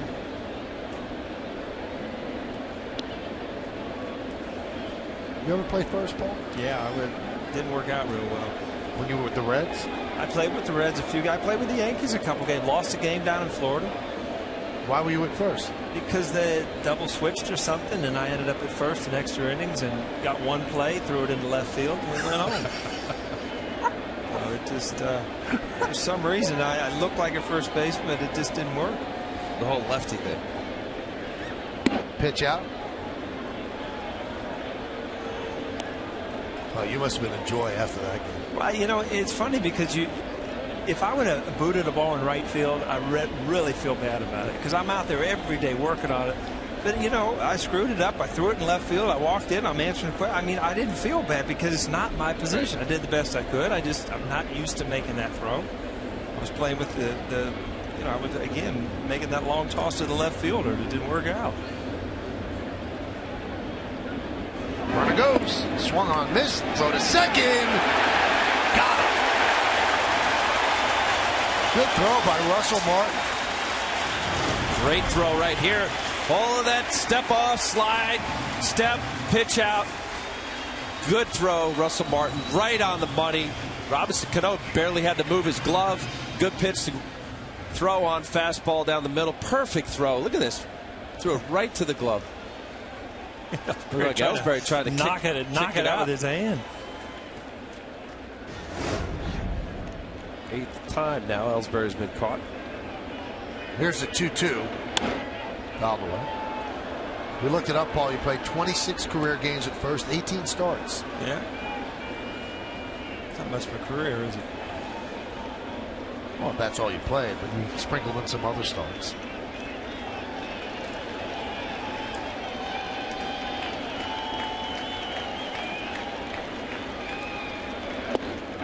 Strike 3. Pedroia down looking. Nice inning for Noesi. No runs a hit, no errors, and nobody left on base. We go to the bottom of the 4th. Red Sox 4, Yankees 1.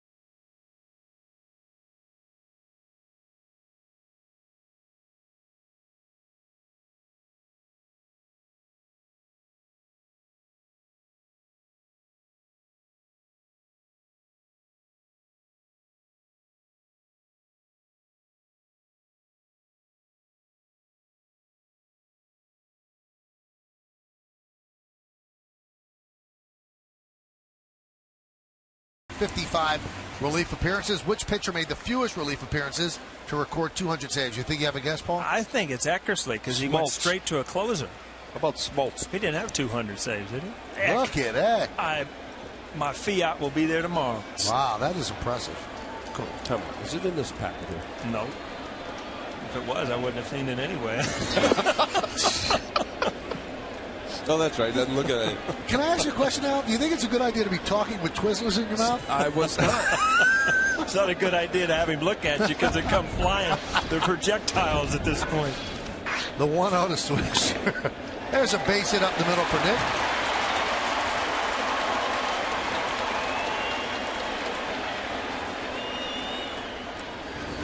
Well, Nick Swisher, you know, all year he's been trying to find that stroke. If he sticks with this for a while and drives that ball up the middle, I think it's going to show up a little bit quicker. Good piece of hitting.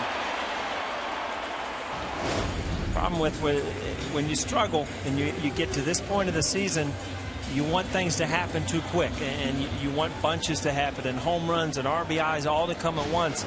And it's so hard just to stick with little, you know, kind of those baby steps you talk about. You know, have some good at-bats and realize that you have a lot of the season. A lot of good things can still happen.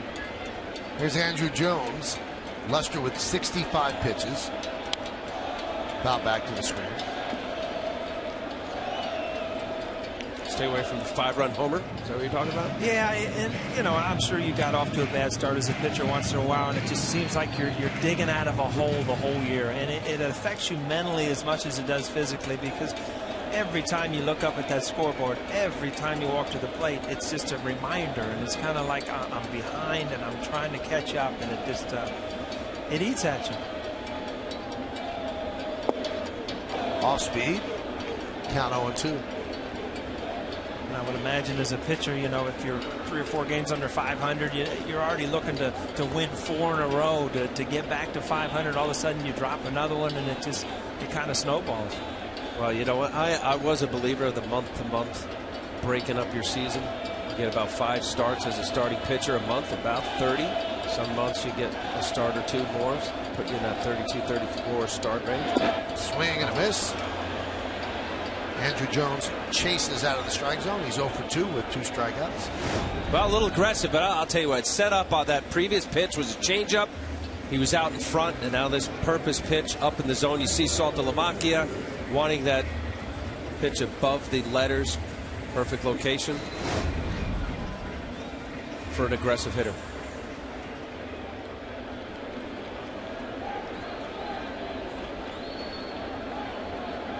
That'll bring up Eduardo Nunez. Grounded to second, into second.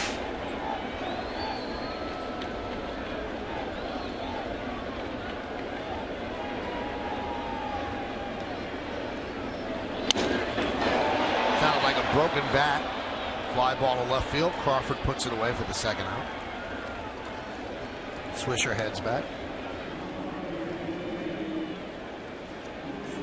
If you think about it, he had been missed with that cutter in off the plate for an inning or 2, so he definitely has better control of that cutter. Working the outside corner more, and still has a lot of the Yankee hitters bailing out, looking for that ball inside.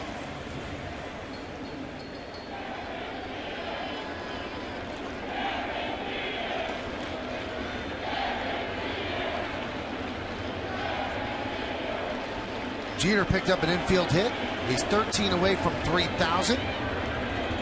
Love to get it on this 10-game homestand. If you're wondering, this year he has had a stretch of 10 games where he picked up 14 hits. So certainly is not out of the realm of possibility. He can have those games too, where he strings together 3 or 4 hits in a couple days. Needs one big 4-hit game, then maybe a 3-hit game thrown in, and then the other games you chip away. Count 1-1.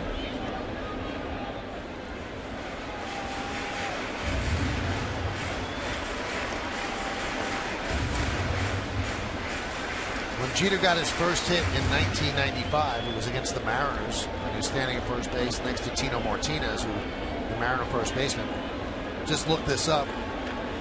Price of gas per gallon was $1.09. Sometime in New York today, I think it was like $4.08. Another base hit for Jeter.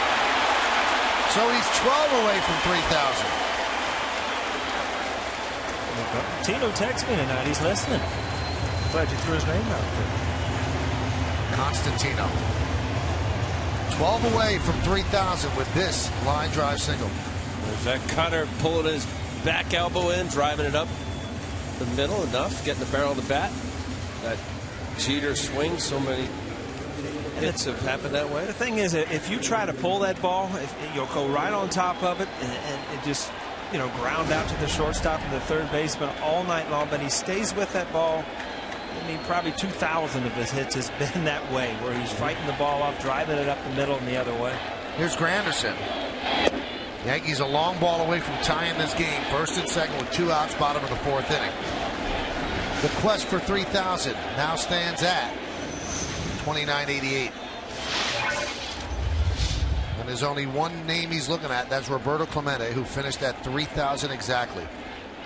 So Derek Jeter has Sam Rice in the rearview mirror. I wonder why Sam didn't hang around for 15 more hits. Why finish at 29.85? In the old days, I guess numbers and records and things like that weren't as important. I guess. How many people, I hate to throw this out at you, but how many people have 3,000 hits? I think it's 27. 27 people in the history of the game. That's not a lot. Well, I know our little rolling device there shows, is Clemente 28 or 27, guys? I think Clemente is 27. 27, yeah. So Jeter would be the 28th.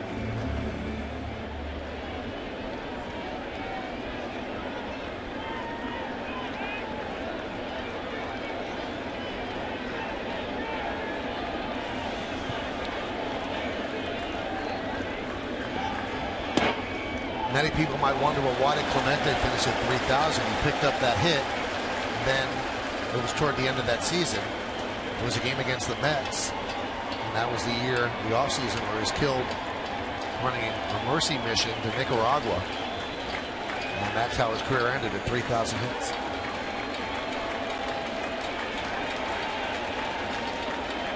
The 3-1. So now it's full at 3-2.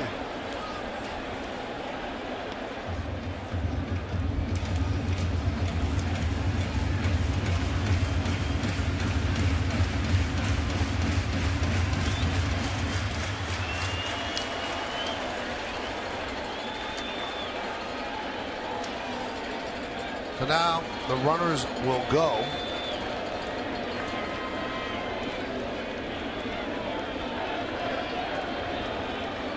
Swisher from second and Jeter from first. 3-2, 2 outs.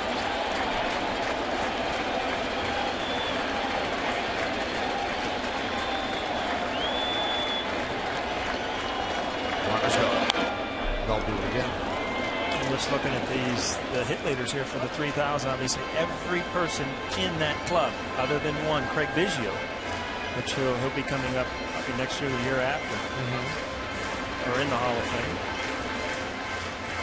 Now Jack Curry just made me aware that Sam Rice was 44 years old, and he later said he had no idea how many hits that he had. A couple of years later, the Senators asked him if he'd like to come back and try to get those hits, and he said no. So that's why he finished 15 hits away. How about that? Didn't have an idea how many hits he had.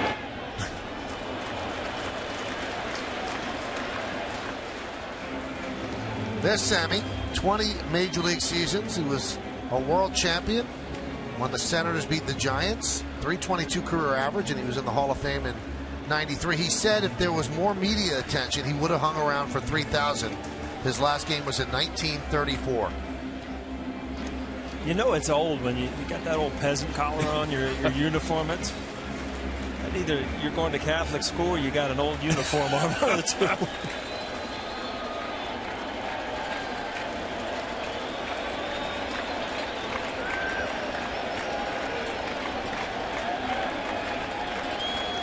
two.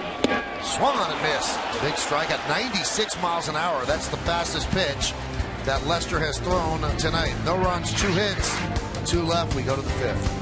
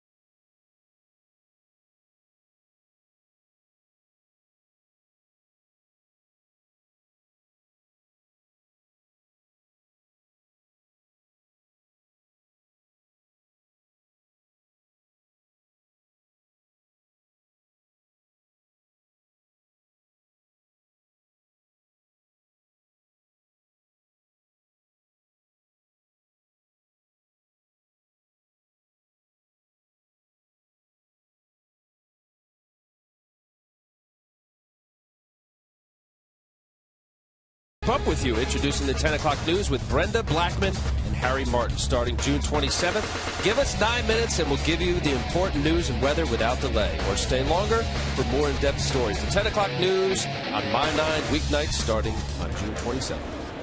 Adrian Gonzalez leads off the 5th inning, takes pitch up and away from Hector Noesi. Yankees are trailing 4-1 on the McDonald's scoreboard. Brought to you by McDonald's. Stop by McDonald's today for some juicy, tender chicken McNuggets. Count 2-0 to Adrian Gonzalez.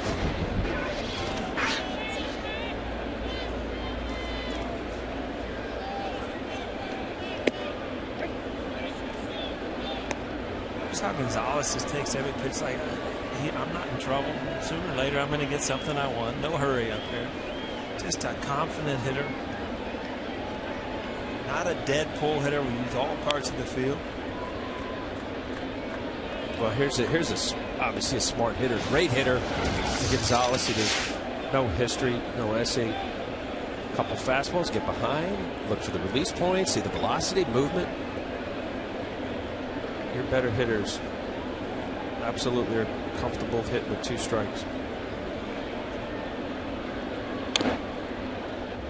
Got away with one there. That was kind of a spinning slider that just kind of stayed over the middle part of the plate. And now I know as a hitter, you know when you missed a pitch, but I don't know if you released one and you know you got away with it. That ball was right there.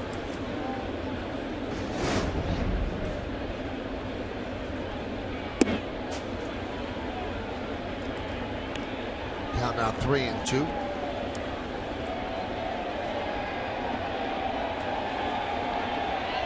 Safe pitch down and away. Some 3 fastballs, a changeup, and a slider. And the 3-2. Adrian Gonzalez walks. So he's on base for the 3rd time. An RBI triple. And 2 walks, 1 intentional. Good pitch. Close. Jerry Lane getting that ball down. Had plate coverage. Watch this pitch here. Hitting the glove. Russell Martin had a little tail. He was down a little. I was going to say, Alf, I don't care how you look at that. What angle you look at, that ball's low and it can't be hit. No, I'm with you on that. That was close.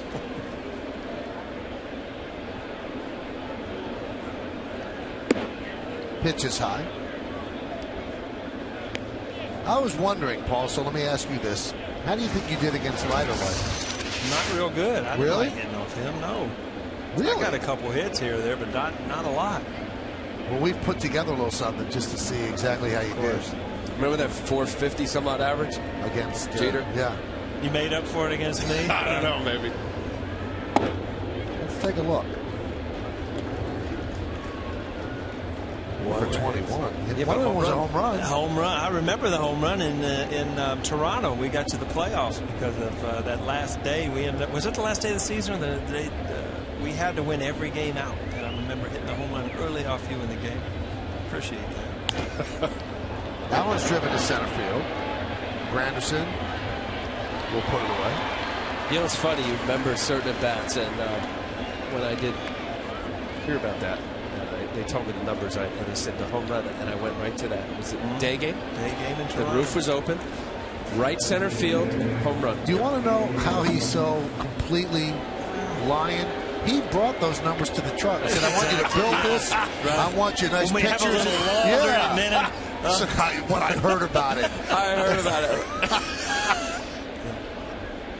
Here's David Ortiz. You know, if he brought it, they're probably not even right. I might have been 10 for 20 off you. I just forgot about him. There's a strike to Ortiz.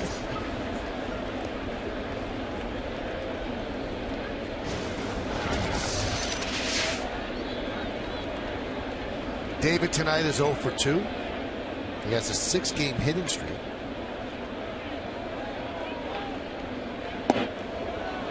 Moved him off the plate. Good pitch, anytime. Show me a good pitcher, and I'll show you somebody who's going to make a good hitter feel uncomfortable. Nothing bad about that. Move him off the plate. You got a couple spots. You can go in again, a little higher. I would think that David Ortiz sees that as a purpose pitch, going to look something away. back in, double up. That one's driven deep to right field. See ya. A 2-run home run for Ortiz at 6-1 Boston. We talked about Ortiz, player of the week. Yesterday he was named, and again, he's been swinging a hot bat. When you miss inside, very dangerous in Yankee Stadium. And I think he's at the point of his career where every once in a while he'll look to cheat inside to get to it. This ball was right on the inside corner, but he was open enough to get to it. Right. If you're gonna come in, then maybe intimidation factor at all. It's not there. But that ball, look at this. He's flipping the bat there, saying, "Okay, you're coming inside. You got to be better than that." Now the double inside's not a bad idea, but not down and in on the plate, inner third. You move his feet. It's got to be a better pitch. Better pitch a little further up and inside more. And here at the stadium, as you say, Paul, it's so dangerous. A guy with great power to hit the ball to right field. That's the first home run that Noesi has allowed in the majors. Crawford with a fly ball to left. Jones will put it away. Let's take a look at the sweet swing of the game brought to you by Hershey Park. Again, it looks like he's looking for this ball in, and as a hitter, you open up a little bit, look quick, knew it, got rid of the bat. A lot happened there in a short time. Now, let me ask something as a pitcher. He throws the bat away like that. Is it chapping you? A little, yeah. I think more so if that's an unknown young player. No doubt about it. You know, there's Ortiz. certain guys that deserve that kind of behavior. Certainly David Ortiz, the career that he's had. And I think it may be a little reaction to the pitch way inside. Oh, okay, you want to come inside, youngster? Bam. And knowing David Ortiz, he's not an awful guy. This isn't typical of his behavior. So it depends on the player and what their history is of doing stuff like that. Did you hear the story about Bryce Harper, the #1 pick of the Nationals in A-ball? Yesterday hits a home run. And there's Kevin Millar, former Red Sox idiot, self-proclaimed. He tell you, right? And Bryce Harper hit a home run and watched him, took his time, and then walked around the bases, and the pitcher's, I guess, getting chapped, and he blows him a kiss. Yeah. Wow. Popped up. He's just 18. Granderson will put it away, and that will do it. This is the first time the Yankees have allowed 6 runs or more since May 23rd. This is the inside pitch from Noesi. Obviously, Ortiz didn't like it, and then hits a 2-run home run and dramatically flips the bat away as the Red Sox lead 6-1.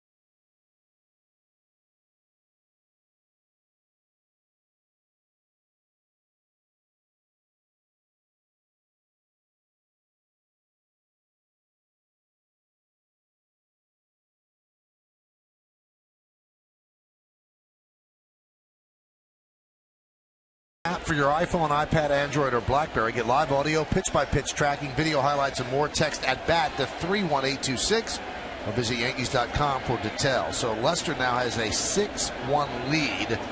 Yankees have a lot of ground to make up. Here's Posada. And there's a ground ball up the middle. Grabbed there by Scudero. Fires to first. And Posada now has 2 hits against lefties.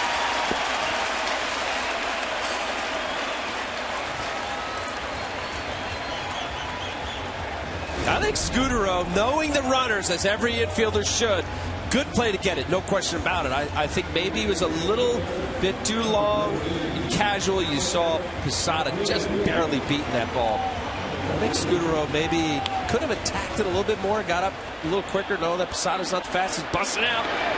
Trying to get that single. Scudero's throw almost went out of the television screen. Had a little lob on it. Didn't put much on the throw.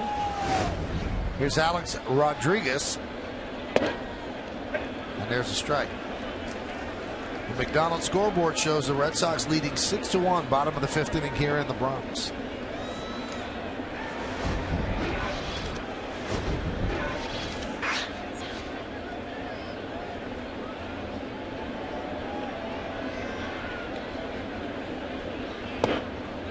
Count 0-2.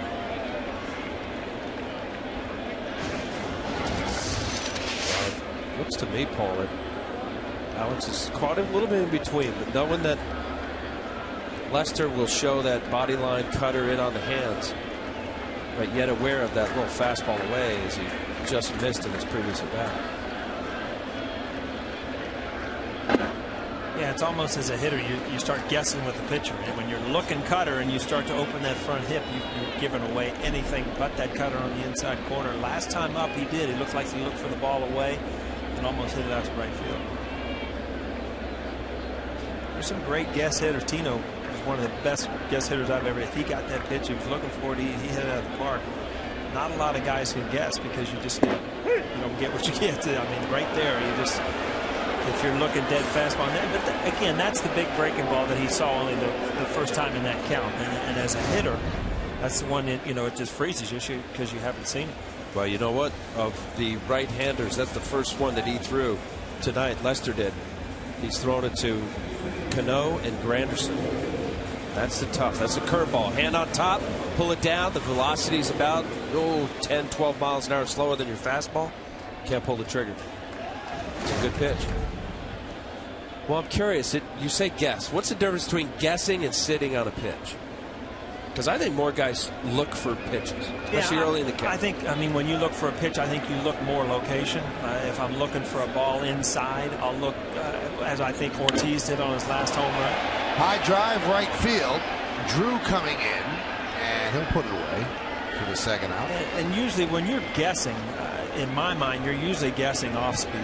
As a left-handed hitter, you will look for that slider from a left-handed pitcher over and over again, and if you get it, and like I said, there were some good hitters. Don Mattingly, I know, did it a lot. Tino did it a lot. And if you get that breaking ball when you're looking for it, sure, you can do something with it. So you didn't sit on pitches? I didn't. I adjusted the breaking balls much better than when I tried to guess at everything. I just looked for fastballs out over the plate and tried to adjust to everything else. Believe me, there were times that I wish I could guess because every once in a while as a hitter, things just don't go well for you up there. Here's Russell Martin. Hit by a pitch and then robbed of an extra base hit. Nice play by J.D. Drew in right center. Russell is in the midst of a 1-for-23 slide. And Michael, if this continues, I mean, what do you do? I mean, the second half of the season, more days off, or are you just hoping that this doesn't continue? As a manager, you think, this is just a bump in the road? Well, if it continues, I mean, they've got some serious questions that they love what he does behind the plate, even if he's not hitting. Right. And if you look at Cervelli, he's not hitting like he used to hit. He's under 200. So, when you're not going to play Russell Martin, that means you're going to play Cervelli, and he's hitting lower than the 235 that Russell's at right now. But I think that their main objective with Martin is to catch the way he's caught. And he's done a good job.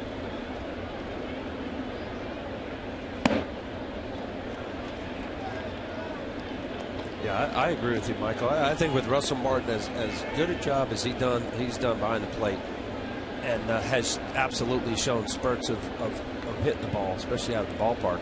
9 home runs. You just got to assume that this guy's going to go through his streaks. Hit a high of 282, 293 with the Dodgers. There's a base hit. He needed that one. And that moves Posada to second. The Yankees have had runners on base against Lester. They just have not been able to come up with a big hit. Out in front a little bit. This looked like a backdoor cutter on the back side of the plate, trying to sneak around the back corner. Outside corner, reaches out, gets a nice little line drive swing. See, he was out in front a little bit.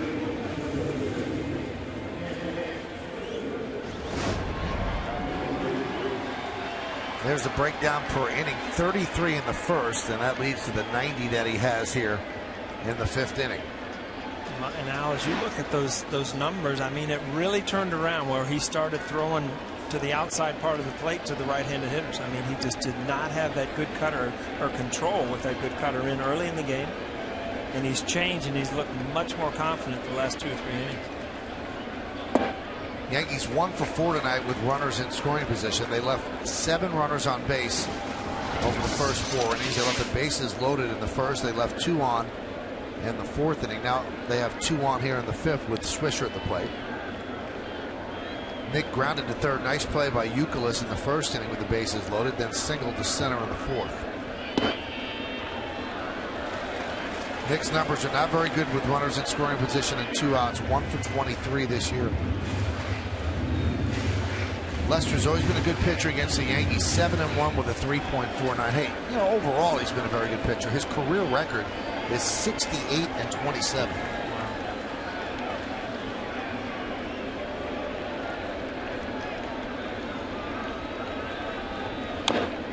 He's also been a road warrior. This year 4-0, 3.30 away from Fenway, and in Boston 3-2, 4.83. It seems like the left-handers that are successful in Boston are going to make you hit the ball the other way. But if he's throwing that cutter to righties, maybe that short wall hurts him.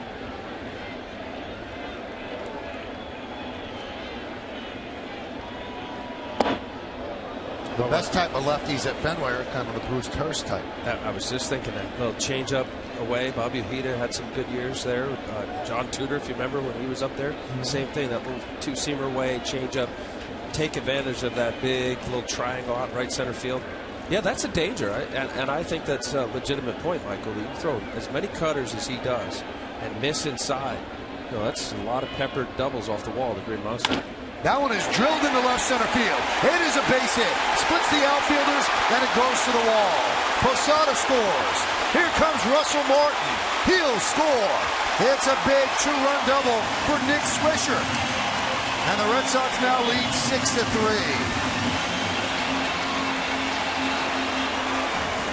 Again, last time up, Nick Swisher base hit up the middle. Again, then he come up with later in the game with a little confidence. 2 men on, big hit, 2 outs, 2-run double. Ball away, and you see his eyes stay with that ball and just drive it to the gap. Don't come off of it. One of the better swings you've seen off Nick Swisher. Another mistake from Lester, keeping that ball up in the zone. Just cut enough on the inner part of the plate for Swisher to get his 26 RBI in the year. All right, here's Andrew Jones. This game's still not put away by the Red Sox. It's 6-3. And there's a lot of baseball to be played. It's just the bottom of the 5th inning.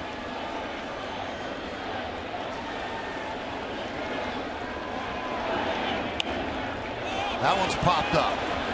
Saltalamacchia makes the play for the final out of the 5th. But 2 runs on 3 hits, no errors, 1 man left. Let's go to the 6th. 6-3 Boston.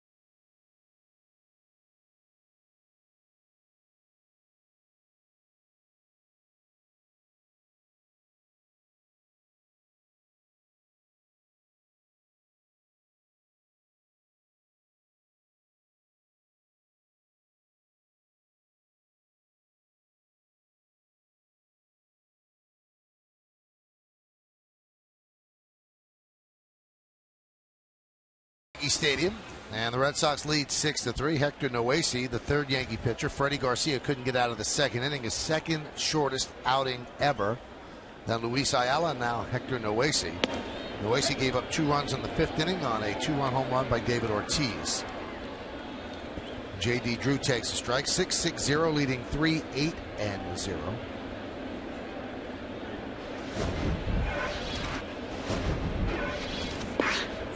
Off speed, swung on and missed.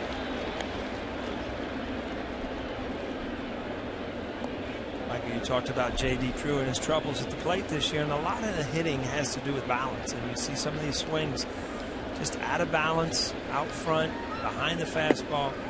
And as a hitter, you know, you work on it in batting practice, you go in the cage, everything's fine, and as soon as you show up for the game, it's just like you can't take it into the game at this point.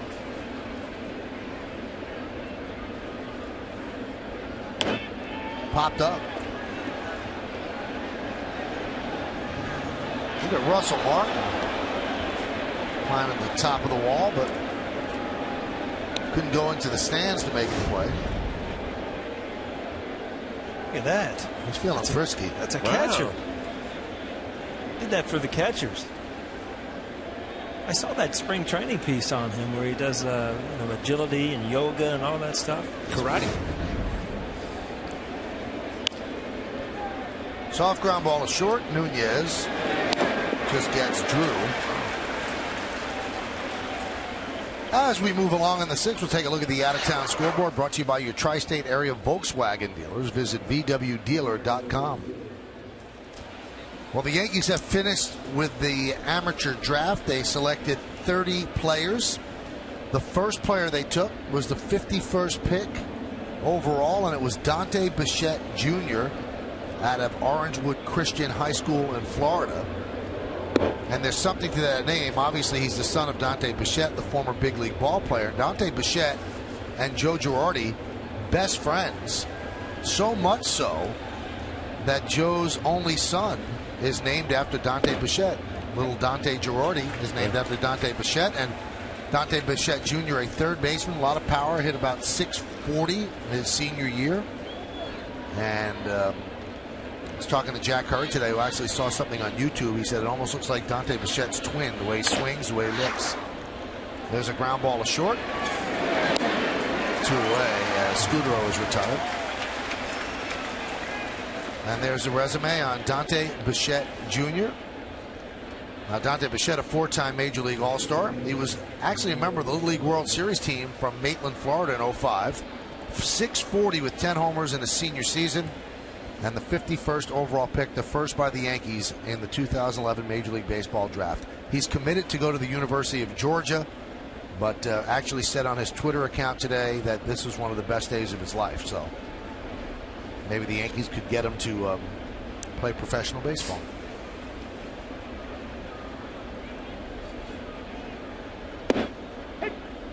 When you were drafted, I mean, that's as exciting as, because when you're drafted, you don't have any second thoughts of, I'm not going to make it. It's just like, I'm drafted, I get the chance to play Major League Baseball. And then you go to the minor leagues and reality sets in that, hey, I there's guess 400 other guys. Yeah, everybody's here to do the same thing, and they're pretty good. There's a line drive caught by Cano as Ellsbury is retired. So 1-2-3 inning for Hector Noesi and the Yankees. We go to the bottom of the 6th. Red Sox lead 6-3. Watching Yankees baseball here on Y9.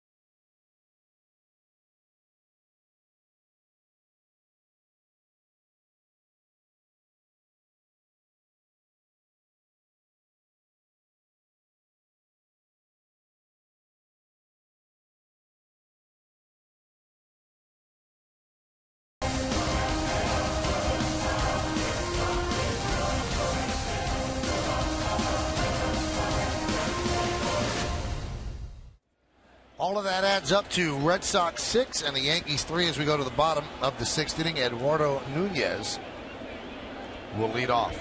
You know, we're talking about draft picks. I just wanted to mention one other that the Yankees made. Their 4th pick was a kid by the name of Matt Duran from New Rochelle High School, and also a member of Hank's Yanks, which is a team that's sponsored by Hank Steinbrenner. He's very proud of kids from New York and the surrounding areas, and they take on all comers, and they've done very, very well. And the kids in that program have done well. And look, one of those guys gets drafted by the New York Yankees, so kind of a little bit of symmetry there. Michael, I was just telling you, it's weird because it's got all the names and numbers of school, the weight, and then the date of birth, and 92, 93.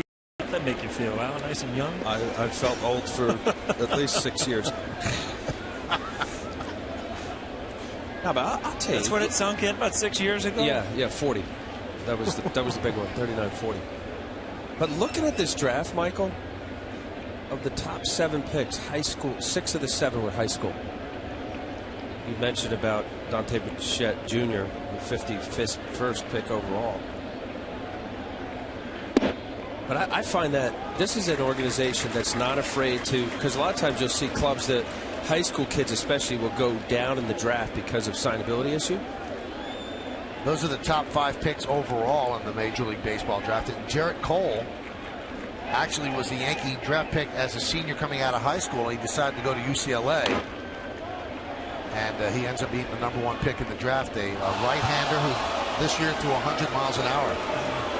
You remember the day you were drafted? Yeah. You remember where you were? Totally. Yeah. I wasn't pitching. I was at a high school game. I remember a local radio guy came down. It was a backfield in my high school and down in Toms River area, and said, you were just drafted 2nd pick by the Yankees. I said, the Yankees? Wow. They were covert, sneaky, didn't even see him. Ground ball, nice play there by Gonzalez. And he just beats Nunez to the bag for the first out. Nice play here, the speed of Nunez busting down the line. Good play. Gold glove material from Gonzalez. Easier to just take it himself. He saw he had the distance to be able to outrun Nunez, barely. One less transfer to the pitcher.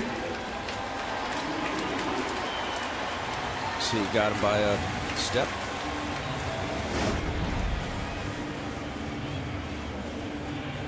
So here's Derek Jeter, 2 hits tonight, so he is 12 away from 3,000.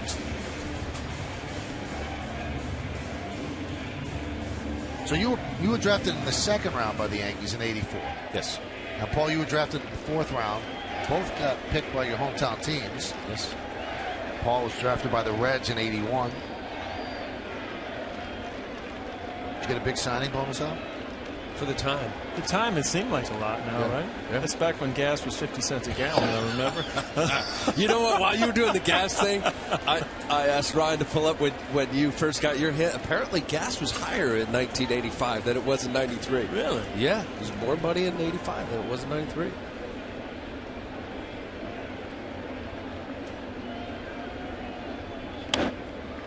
Jeter pops it up. And out of play. So no, Michael was drafted, and he just went on. He went to college instead. Well, what you had? What the 3rd pick or Fordham? What was your option? You know what? I'm not even going to entertain the 2 of you. Nice guys I work with. You saw a lot of talent. You pinch runner, power hitter. They did not see pinch running, believe me. I thought when you mentioned about Matt Duran and Yanks, he signed a letter of intent to go to Fordham. No. Well, he might. I don't know. Did he? He did. Yeah, he did. Well, that's what I was going to mention about this Jordan Coate, who was apparently a steal, a high school kid. He was the 3rd pick by the Yanks, but was supposed to go higher.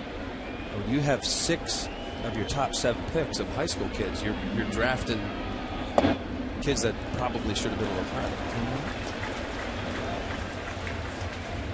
A lot of schools of thought on that, or 2 schools of thought. Take the college player who's closer to Major League ready, or take the high school player that still has a lot of growing to do and could be better than what you see at that point when he's 17 or 18. The 3-1. Hot shot to second base. Pedroia will get Jeter for the second out.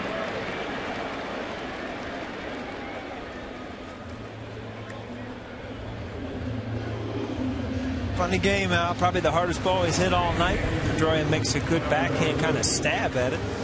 Ball kind of comes up on him.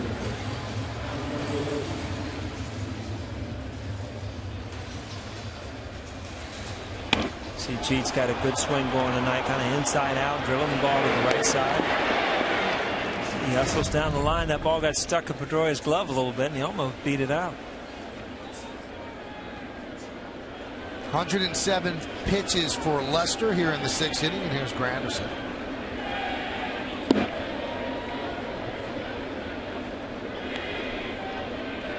Well, when you say that, you believe in luck or unluck? Lucky, unlucky in baseball. There's an opportunity, chance. The hit, the bloop, the broken bat. Some guys are far more lucky than others. So you believe that? Absolutely. Johnny Damon, who I love as a player, love as a guy, used to bleed him. I used to just scream out there. Tino would just turn around and laugh. He'd hit 4 balls, 4 broken bats, and be 3 for 4. And the next guy'd come up, hit 3 bullets, and be 0 for 3. So luck is a big part of the game. There's no doubt about it. Driven deep to right field and foul. Much more than in pitching. Pitching, I mean, basically you throw a strike or a ball. There's really no luck involved other than you got Mark Hirschbeck behind the plate and he's going to give you a foot outside. That's kind of the luck of the draw. John, I think you're talking about John. Well, Mark was his brother. Mark was also the same. Yeah. Some things never go away, do they, Al? He's still mad at the Hirschbeck brothers. It's amazing. 6-3, Red Sox lead the Yankees, bottom of the 6th inning. Granderson 0 for 2 with a walk and a run scored. Lester has struck him out twice.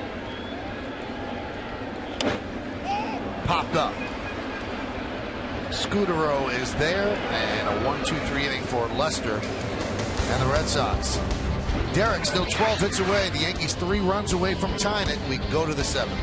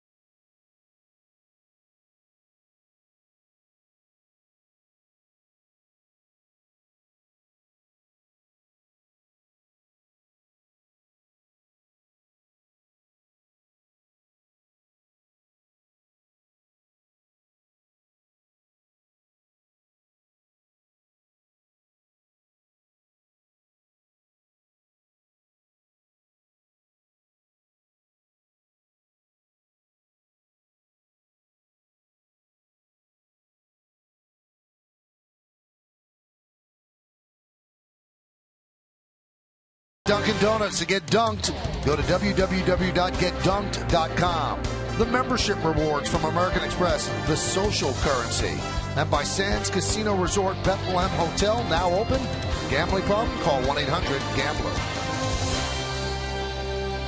We go to the 7th, and Dustin Pedroia takes a strike on the outside corner. Noesi in his 4th inning of work.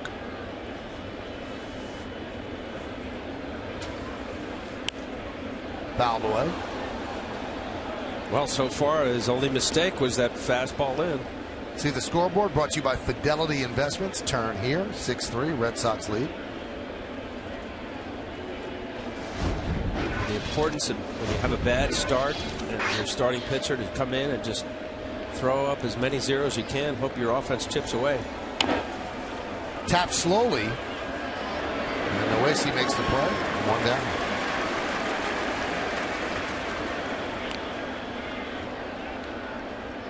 So the Yankees have gotten Pedroia the last 2 times, and he has hit them very well this year. Pedroia, the way he wears his uniform, just the way he looks like an old-time player. Looks like he could have played in the 30s or the 40s. Baggy pants,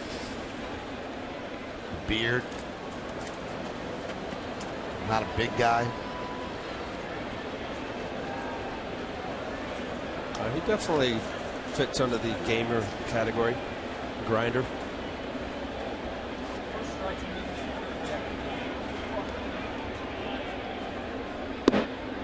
Adrian Gonzalez takes inside.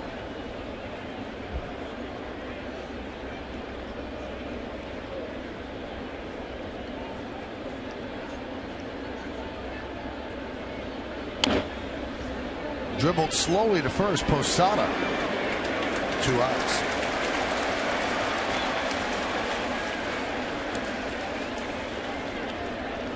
Off-speed slider. See Gonzalez get out in front and try to pull this ball. You know, his natural stroke is to left field. You see him drive this ball away, but come over, try to pull that ball. Doesn't happen very often when it's in 340.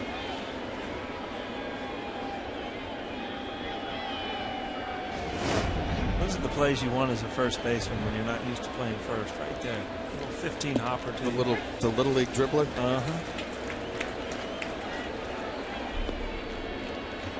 Posada filling in for Mark Teixeira. Got hit on the right kneecap in the first inning. Going to be helped off the field. X-rays were negative, and he will be reevaluated tomorrow. Grounded to third. Alex Rodriguez will gun it to Posada, and a 1-2-3 inning for Noesi as the Red Sox go down in order. At the end of 6.5 innings of play, it's time for the 7th inning stretch. Yankees trail the Red Sox 6-3, but we'll keep it right here to honor America in the Bronx. For a moment of silent prayer as we remember the servicemen and women who are serving our country at home and around the globe. Thank you. Now please join in Kate Smith's rendition of God Bless America.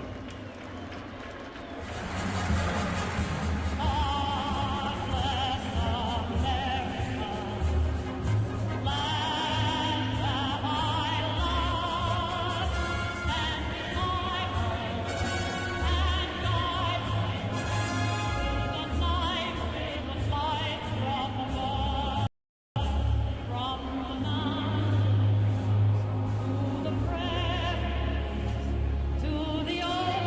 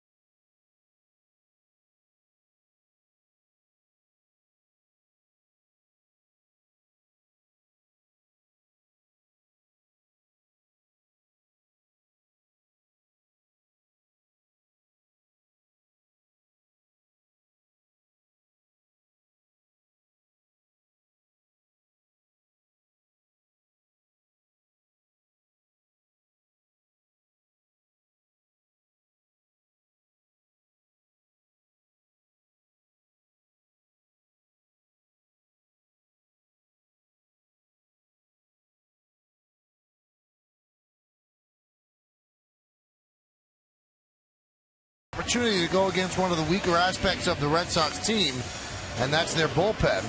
And the first try will be against Bobby Jenks, signed as a free agent, 2 years, $12 million, longtime closer of the White Sox, but a setup man here. And he has not lived up to his past performance with the White Sox. He's struggled. Look at his ERA, 6.57, 18 hits in 12 1/3 innings, 10 walks, 28 base runners in 12 innings, and 14 strikeouts. So let's see what the Yankees do against Bobby Jenks. It'll be Posada, A-Rod, and Cano. Well, that 10 walks there really sticks out. And reliever, you're taught to come in, strike one. Most important pitch of any pitcher, but especially reliever. Posada with 2 hits tonight against the left-hander. First 2 hits batting right-handed all year, and Jenks throwing hard, throws low, 1-0. Well, they've announced the crowd here at the stadium, 48,450, and that is a sellout, announced as a sellout. A big crowd, as always, for the Yankees and the Red Sox.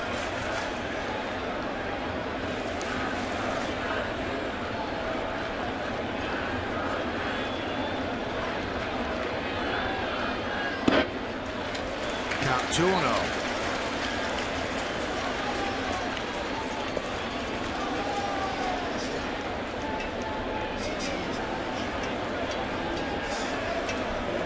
Red Sox bullpen is 11th in the American League with a 4.26 ERA.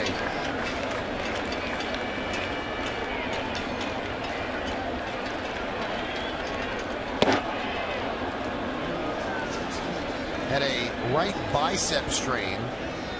Went on the DL, retroactive to May 2nd. Came off the DL Tuesday. I mean, Jake's overpowering stuff in Chicago, but I don't care how overpowering. If you're walking people and you're pitching behind, he comes out ball 1, ball 2, you're gonna get hit.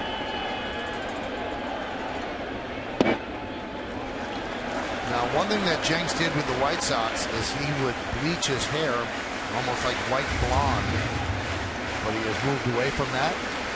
And now it looks like something's up. They are calling somebody from the dugout.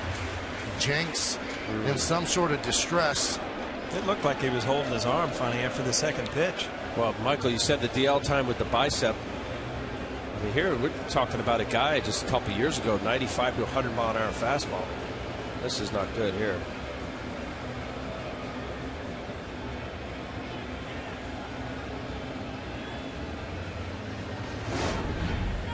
Now this is the last pitch. Something not right there. That more looks like the shoulder than the bicep, doesn't it?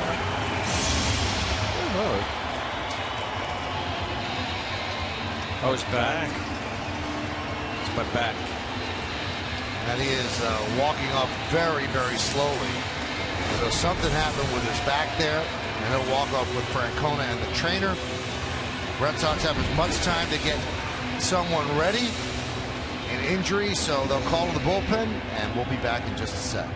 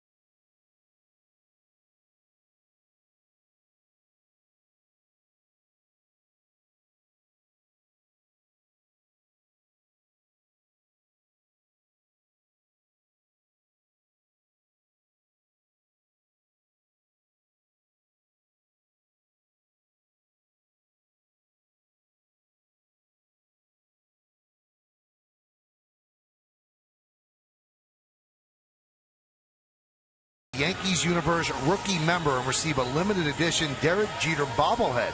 This 5-inch bobblehead is only available as part of the Universe rookie package and is a must-have for every fan's collection. Members will also receive the other items in the Universe rookie package, including a Yankees Universe t-shirt and a customized membership card. Join Yankees Universe today by calling 800-GO-YANKS or by visiting yankees.com/universe. So Derek with 2 hits tonight is 12 away from 3,000.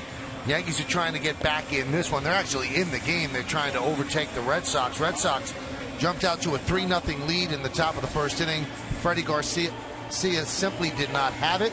They allowed another run in the second, and then a 2-run home run by David Ortiz in the 5th against Hector Noesi. That gives them their 6 runs. The Yankee runs, 1 came in the first inning, an RBI single by Robinson Cano, and the other 2 came in the 5th, a 2-run, 2-out double by Nick Swisher. And the Yankees are trailing 6-5 here in the bottom of the 7th inning. Speaking of the Yankees, let's look at their in-game box score. Brought to you by Sands Casino Resort. Bethlehem Hotel now open. Gambling problem? Call 1-800-GAMBLER. Jeter with the 2 hits. Posada 2 for 2, taking over for Mark Teixeira, who left in the first inning after being hit on the kneecap, right kneecap. Alex Rodriguez looking for a hit. Robinson Cano, that RBI single. Russell Martin 1 for 2 with a run scored. Nick Swisher 2 for 3, a double and 2 ribbies. Andrew Jones has struck out twice. Eduardo Nunez, like Jones, also 0 for 3. So John Lester went 6 innings for the Red Sox, and they bring in Bobby Jenks to pitch the 7th, but on a pitch to Posada, you could see he hurt his back, so they turn it over to Albers. Albers 22 hits in 22 innings with 22 strikeouts. Decent numbers. The 9 walks he'd like to bring down a bit. 31 base runners in 22 innings. He has 5 holds and a 3.68 ERA. So Posada, who was single to left and had an infield single to short, also has a run scored. He digs in. I believe the count is 3-1 as the Red Sox lead 6-3. And it is 3-1. It'll be Posada, A-Rod, and Cano against Albers.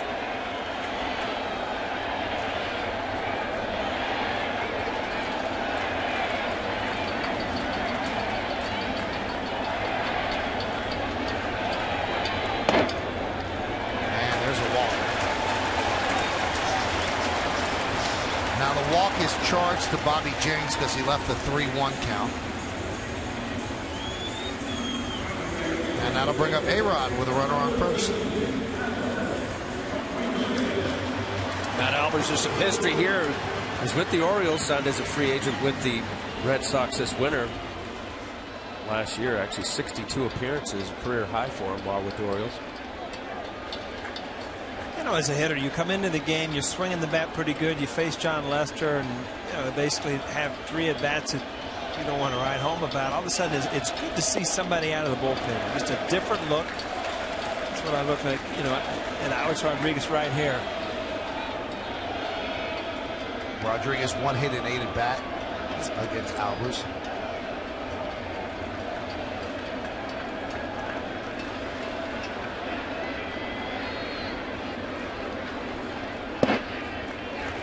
Count 2-0.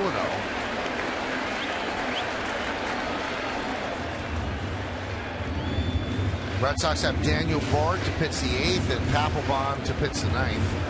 And now Kurt Young is going to go out and talk with Albers. I mentioned the Red Sox bullpen has been an issue all year. Now, before the game, Jonathan Papelbon was suspended for 3 games for his altercation with an umpire last weekend, but he appealed the 3-game suspension, so until they hear that, he is eligible to be active. And this is a Saturday at Fenway Park, and he gets into a little bit of a brouhaha with Tony Randazzo. Actually bumped him, and that's what probably got him the 3-game suspension. But you do have an opportunity to appeal. That's why he's not serving it immediately.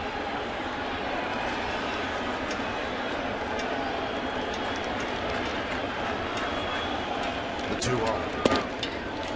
3-0. Most of the time when pitchers get suspensions, it's no big deal, especially starters. You get a 3-game suspension, who cares? But when you're the closer, 3 days, that could be 2 or 3 appearances. You don't know, depending on the series.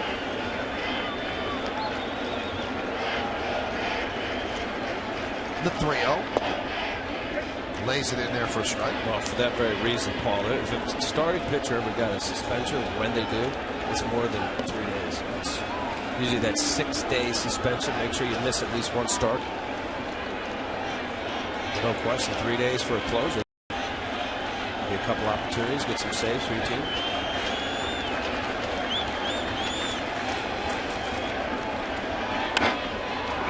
High fly ball, right field.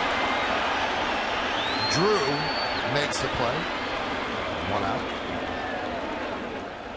This copyrighted telecast is presented by authority of the New York Yankees. It may not be reproduced or retransmitted in any form, and the accounts and descriptions of this game may not be disseminated without the express written consent of the New York Yankees or the mayor. I don't know if he has to give you written consent. Mayor Bloomberg is here with his daughter. How about 3-0? You like swinging? Well, did you? I didn't like swinging, 3-1. no. But, I mean, this is a 3-1 pitch. This ball's up, and you can see Alex just missed a couple balls. I mean, that ball right there, again, kind of tailing away. Not an easy pitch, obviously, but a good pitch for him to drive the other way. Just missed him. Here's Cano. Pitch outside, 1-0. And I meant 3-1, but I'm thinking 3-1. You got a guy who's struggling with his fastball. Are you looking just for that spot that's your location? Difficult to lay off. Obviously, you're in the driver's seat with a pitcher with a little command issue. Alpers gets movement, though. You see, nothing he throws, everything he throws has a little tail on it, a little sink or a little tail, and it's hard to just sit on that dead red fastball down the middle of the plate, because if you do, and you go to start pulling off of it, that little sink or that little tail, you're just going to roll over and ground out.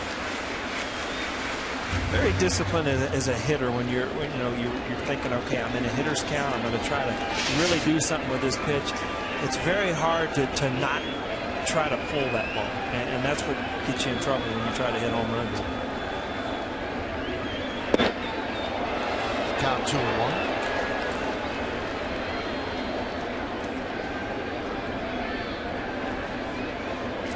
That's why I got so mad at Kramer when he promised 2 home runs. I told him I wasn't a home run. You know how hard that is, I think you said? How hard that is? Can't hold that ball. Tommy Hatovi, a lone left-hander. Gary Tuck in the background. Ex-Yankee game.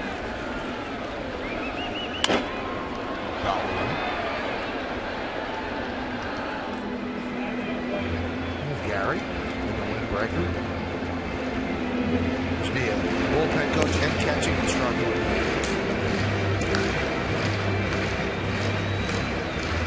Gary Tuck used to throw me batting practice in the cage underneath before regular batting practice all the time, and he had a weird arm angle, weird delivery, so a lot of guys wouldn't hit off of him. One day we were down in Florida, and I turned, you know how the hitter turns around and bunts the first one. He fires one, hits me right in the rib, first pitch. I'm looking at him like, are you kidding me? We're taking BP here. Wanted to keep you honest. Yeah. Keep you on your toes. Not holding Posada at first, the 2-2.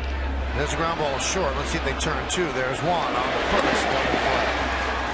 And that will do it for the Yankees here in the 7th inning. No runs, no hits, no errors, and nobody left on base. We go to the 8th. 6-3 Sox.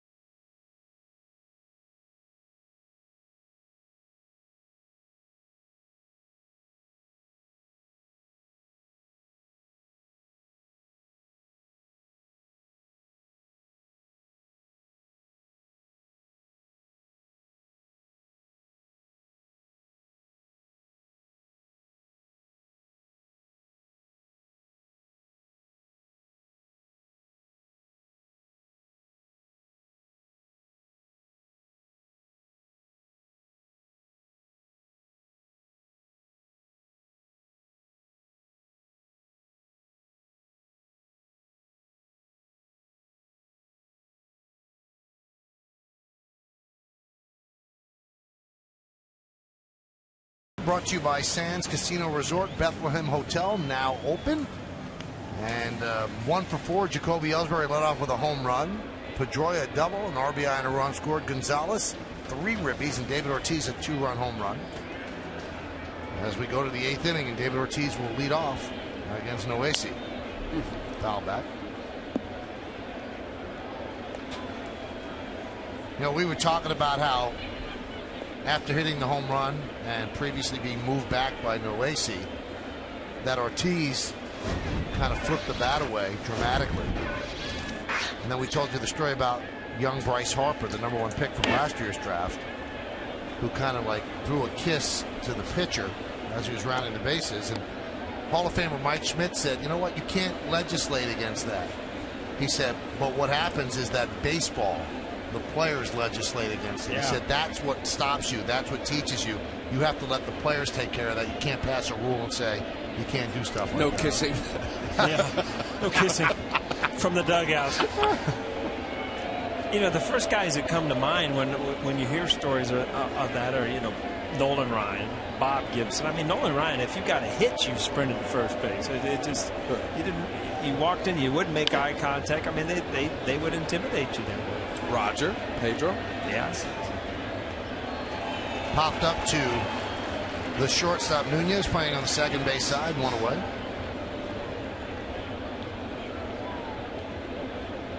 Well, it's funny you mentioned that, Michael. What happened with Buster Posey not too long ago from Cousins, a young player with the Marlins, taking him out, breaking his ankle as a result of a barrel over slide.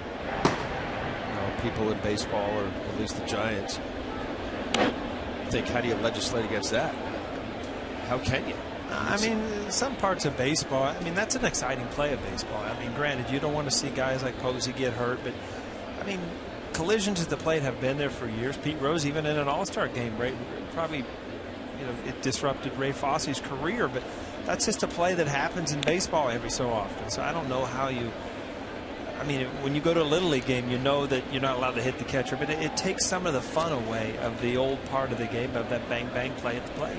Talking to Yogi Berra, Hall of Famer, voted one of the 2 best catchers in baseball history, and I talked to him about it yesterday. And he had a great answer. He said, I never blocked the plate without the ball. He said, I always gave the runner room to slide. He said, but if I had the ball and I saw the guy wanted to have a collision, I tagged the guy right in the mouth with the baseball. He goes, he wouldn't be doing that anymore. So that's how people police themselves. Yeah. He said, I would just tag him right in his teeth, which I thought was pretty cool. It's the same kind of idea as that shortstop. You know, you're taught to get in there, go in, you know, try to flip him.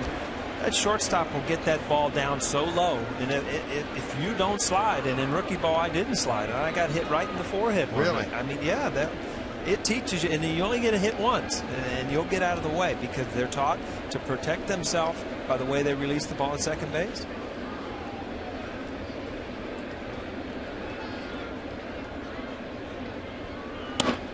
Crawford, fly ball to left center. Had him played perfectly. Granderson puts it away. Yeah, as you say, Michael, the legislation is deemed on the field as far as how you police it. And it really comes down to, most of the time, a baseball player knows whether a play was dirty or not. And there's a general consensus, and there are certain players that are viewed as dirty players, and there's a consequence. As you look at Carl Crawford, and you know, he got off to a horrible start lately. He's been swinging the bat much better, but the one thing you do see is he's hitting all fly balls. I mean, with his speed, you wouldn't see him go through times like this if he just slapped the ball the other way, kept the ball on the ground 4 or 5 times a game, and chances are that, you know, he's going to beat a couple of those out.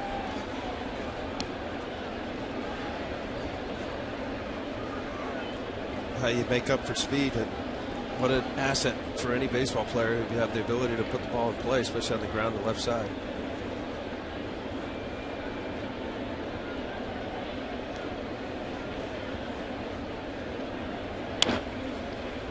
Tries to pull that pitch and grounds it to Cano. Nice easy 1-2-3 inning, and what is now the longest big league outing in Hector Noesi's short career. Go to the bottom of the 8th, 6-3 Red Sox.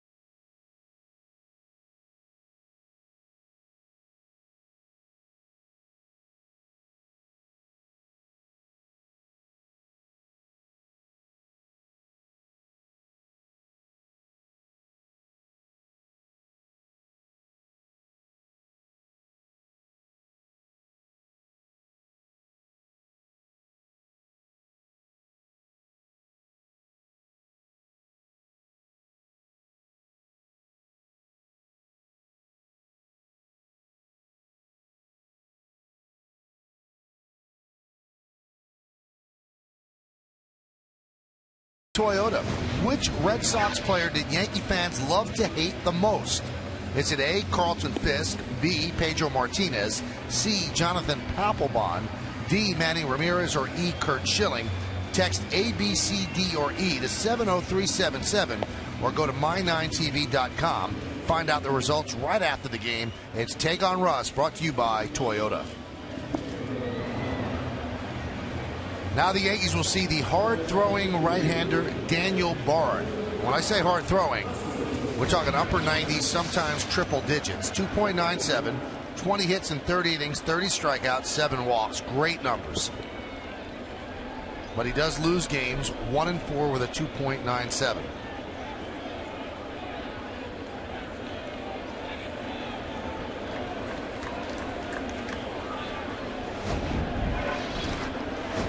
Russell Martin will lead it off. Count 1-0.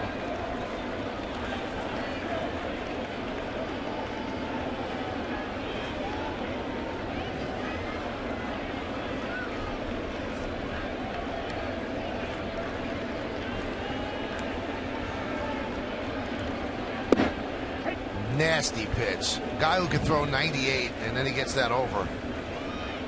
Yankees have always hit Bard fairly well. He has a 4.42 ERA against them, the highest for any team that he has made more than 10 appearances against. They make him throw strikes. That's a nasty pitch again, 1-2. Well, the absolute equalizer against right-handers, Michael, you're right about that. 130 batting average against the righties, and that's because of that slider. That is a power slider that's running down the way. Great spin, late break.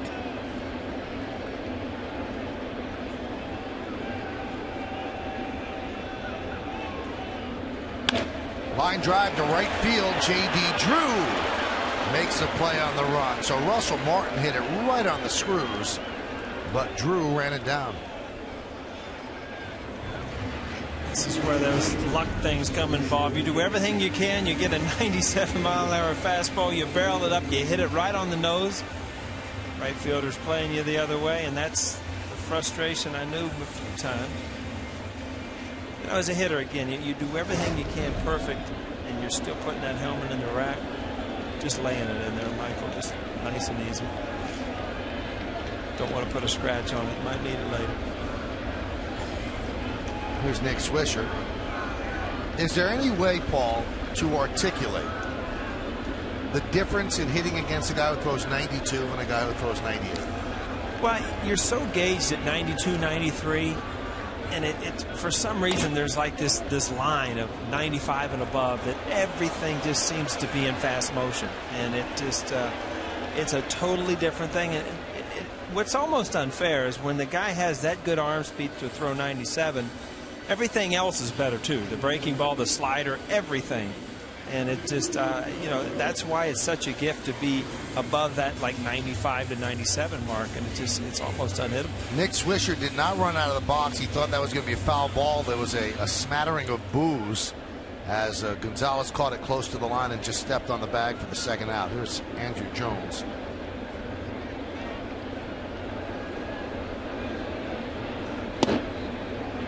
.99 miles an hour.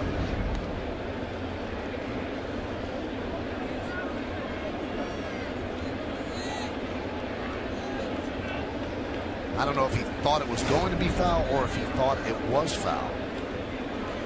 Either way, got to run it out.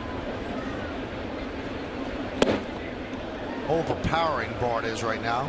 Count 1-1. Andrew Jones has always been a dead red hitter. But is he this dead red? Does that frustrate you? Are you talking about big swings when the guy swings so hard that his helmet falls off? Does that mean anything? But I mean, he was behind it, so you're like, you're swinging another one?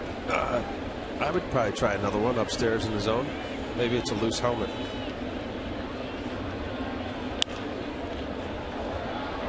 That was 100 miles an hour. Here's the one before.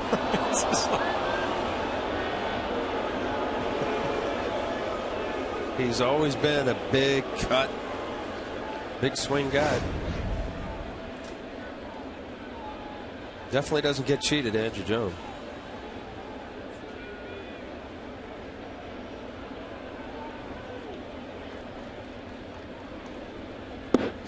miss, so he went with a breaking ball after a 100-mile-an-hour fastball. The Yankees go down in order 1-2-3. We go to the ninth, 6-3 Boston.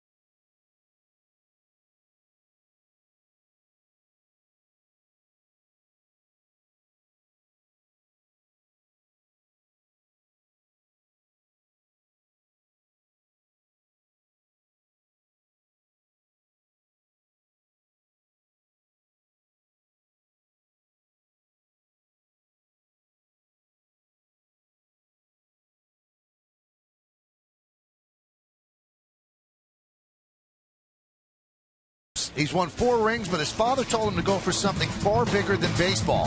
The one goal Bernie's dad wanted him to achieve. On the Verizon Fios game wrap-up tonight on My 9 News. You know the answer? I mean, you know what that is? No, I got to watch. Really? Yeah. I got to tune in, too. J.D. Drew against Hector Noesi. And Jones puts it away. Now, the Yankees obviously still have a chance at the bottom of the 9th inning. But what Noesi has done is when a starter gave the Yankees an inning and 2/3, he has saved the bullpen from being completely destroyed. And you know, you got to get credit for it. He made one mistake. Otherwise, it'd be a 4-3 game. He gave up the home run to David Ortiz, but otherwise done a nice job. You got it, Michael. You know what? His first appearance against the Orioles, he did a similar job. Was able to stay in there long enough. And that's the role. Unfortunately, for a long reliever, as Noesi is, your goal is to put up as many zeros, hope that your offense chips away, and you're in a ball game. And his only mistake was a miss on Big Papi for a 2-run homer. To the out-of-town scoreboard as we move along. It's brought to you by Bose Video Wave, the only HD display with Bose sound built inside. There's a strike.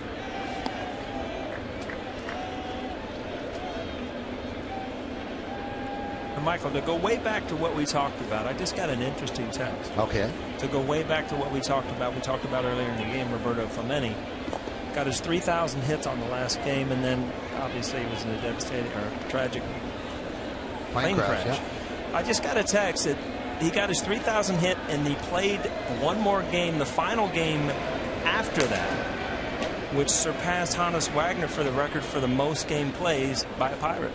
I didn't realize that. Pretty neat, huh? Yeah. That one's popped up. Martin and A-Rod. And A-Rod makes a play in fair territory for the second out.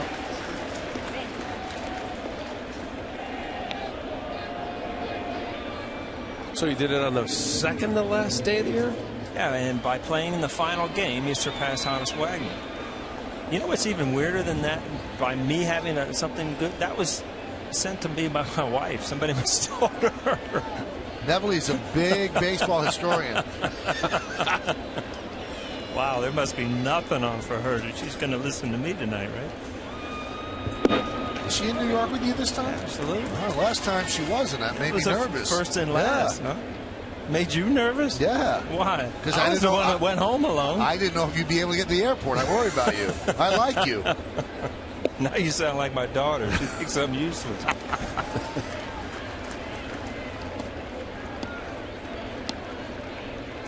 Two away as Ellsbury is down in the count 0-2. Set the tone for the game early with a leadoff home run against Freddie Garcia, who pitched his worst game as a Yankee. An inning and 2/3 and 4 runs.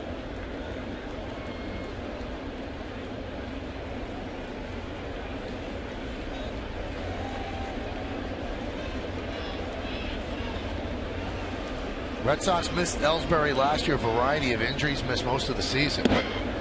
That one buzzes by him.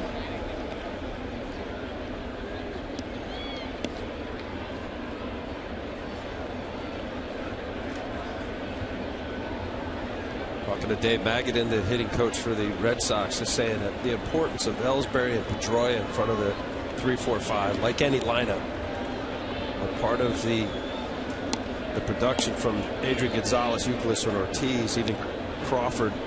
Here's Magadan, very good left-handed hitter in his career. Of the meaning of having to get Ellsbury hot, he's been much better of late. Talking about the pro draft and the college draft, he might be one of the better college hitters ever. That one is lined in the gap in right center. Cutting it off on the warning track is Granderson. And Ellsbury's going for 3. The throw. Got him! Beautiful relay by the Yankees and a perfect throw to A-Rod to get Ellsbury trying to stretch it to 3. With 2 outs, not a wise base running maneuver. Granderson to Cano to A-Rod to the bottom of the 9th.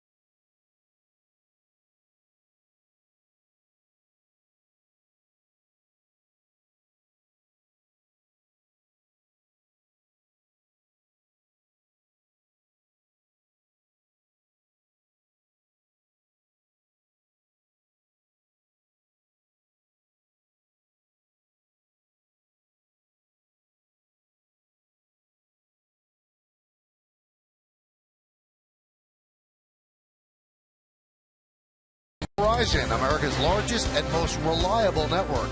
McDonald's. Stop by McDonald's today for some juicy, tender chicken McNuggets. And by Jeep brand. We don't just make SUVs, we make history.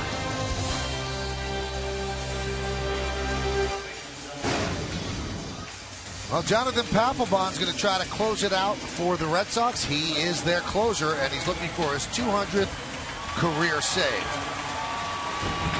He'll face 9, 1, and 2 in the Yankee order. Those are his numbers.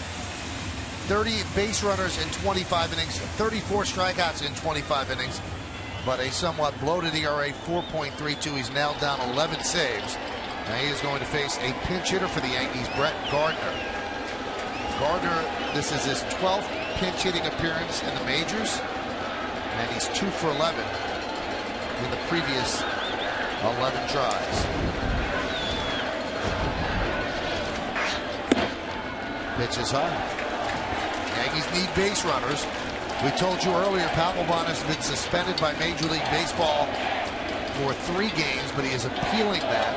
An argument that he had on Saturday with home plate umpire Tony Randazzo, where he gave up 4 runs to the A's in a non-safe situation, sent the game into extra innings, but the Red Sox ended up winning the game. A lot of questions in Boston. Papelbon's a free agent at the end of the year.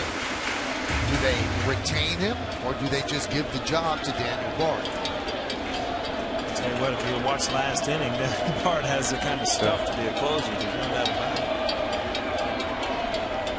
A 1-1. Papelbon's throwing harder than he's thrown the last couple of years. That was 96 miles an hour. Brett Gardner hitting better of late against Papelbon. His career 4 for 9, 444 batting average.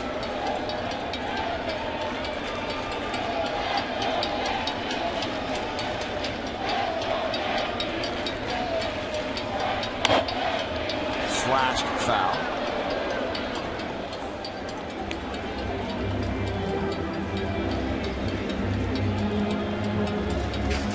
Against the Yankees in his career, Papelbon has struggled. 43 games, 0-6 with a 4.12. So do the Yankees have a rally in their bones tonight?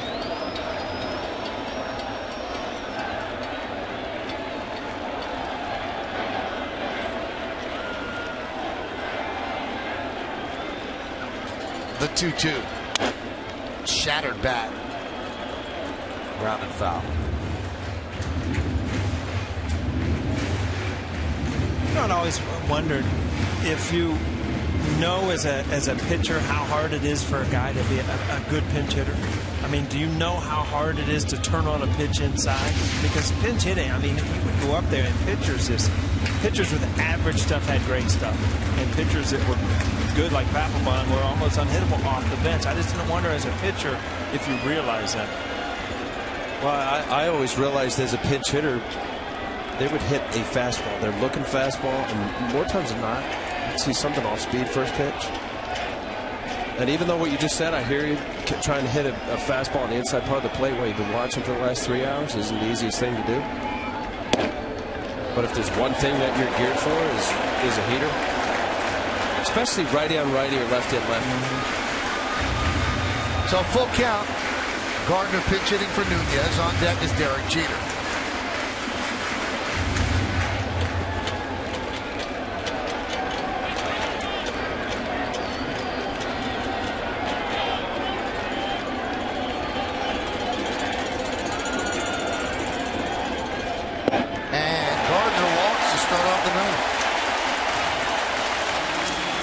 Tonight after the game, Bernie Williams. He's won 4 rings, but his father told him to go for something far bigger than baseball.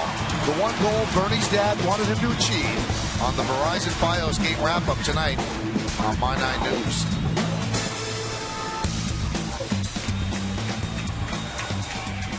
So Derek Jeter with 2 hits tonight. He's 2 for 4. Against right-handers this season, Papelbon has struggled. Righties hit .319 against him. Lefties .208. How do you explain that, Paul? Really, I mean, the splitter? Yeah, he's actually gotten in trouble with his split finger. He's got a very good split. Usually he throws it to left-handers. And fastball slider to the righty.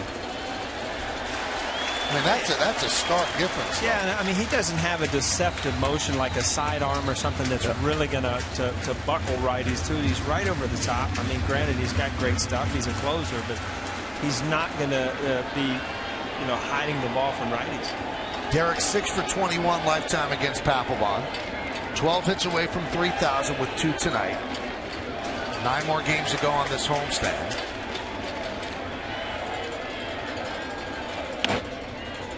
Foul the other way. And also, too, Michael, just general rule of thumb, because it's a a save situation. Right-handed closers basically live away on the lefty, live away on the righty. So as a right-handed hitter, if you're aware of that, and you know you're going to get a fastball away, and the breaking ball runs away. In his case, a slider. You could kind of look middle away.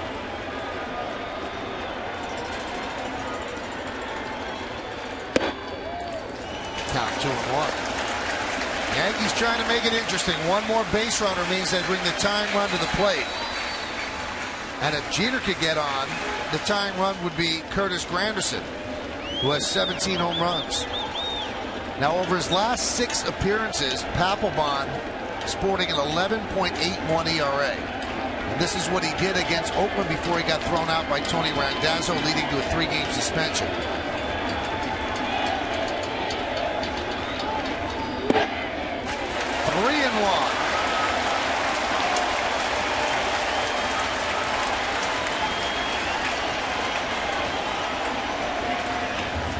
Francona said before the game today about Papelbon, he's ineffective because he's losing command, and that means that batters could lay off the splitter because of the count. And he needs to be up 1-2 or even 2-2 to get you to fish for the ball diving out of the zone. 3-1. Laced into right field, but Drew is there for the first out. No 3-1 count, and I know you're Derek Jeter. You feel good about yourself tonight. You're swinging the bat well, but this ball a little out of the zone. Too high to handle with a guy throwing the mid-90s. Was that ball 4? Mm-hmm. Yep.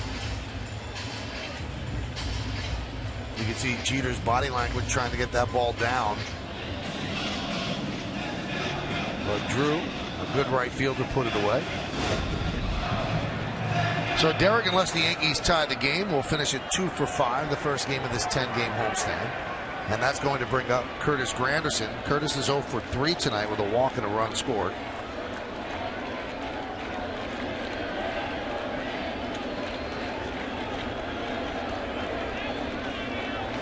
Gardner goes, it's a strike and no throw. And that's defensive indifference.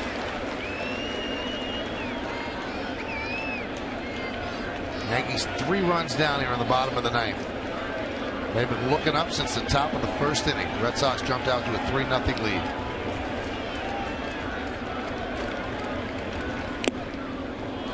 .97 miles an hour, 0-2.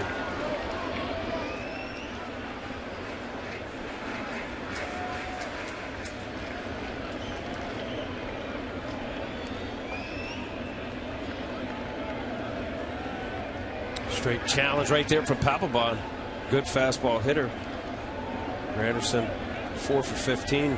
4 of those hits off of Papelbon. 2 of them were home runs. Papelbon wants to talk with Saltalamacchia, to the dismay of the crowd.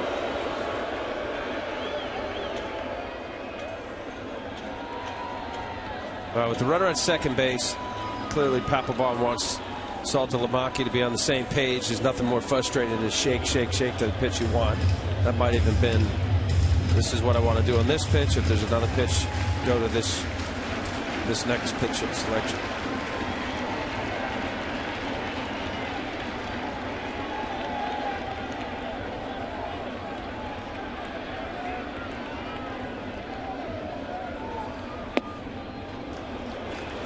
Checks the swing, count 1-2. And Brian Knight confirms the check.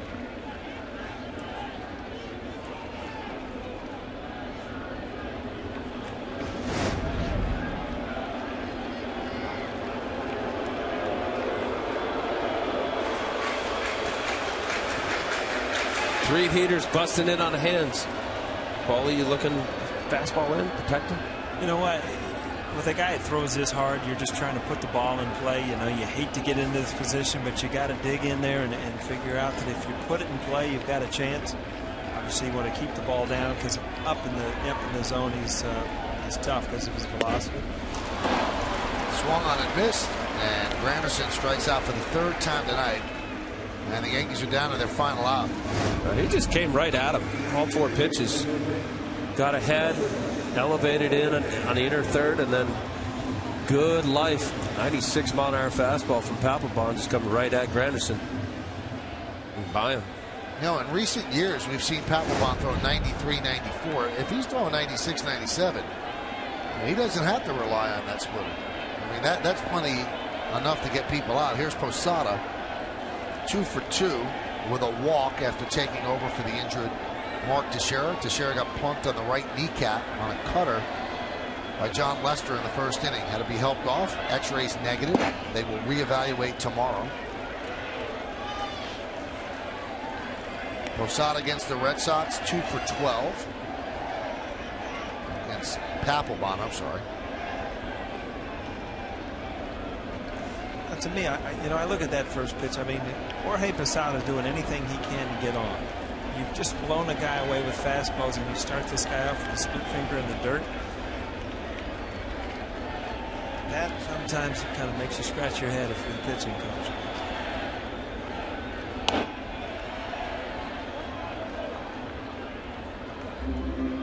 Count 1-1.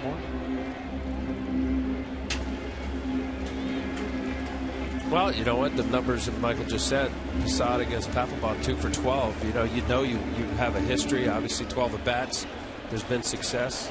Still respects the fact that Jorge can hit a fastball.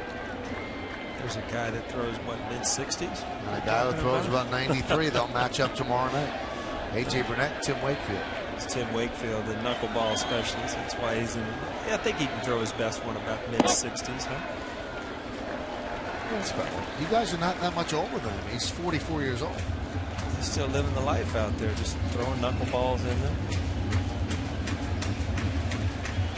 He's done a lot for this organization. If you look at him, become a starter. He was closing for a while. He's been out in the bullpen. He'll go back and forth. Doesn't make waves. Good teammate.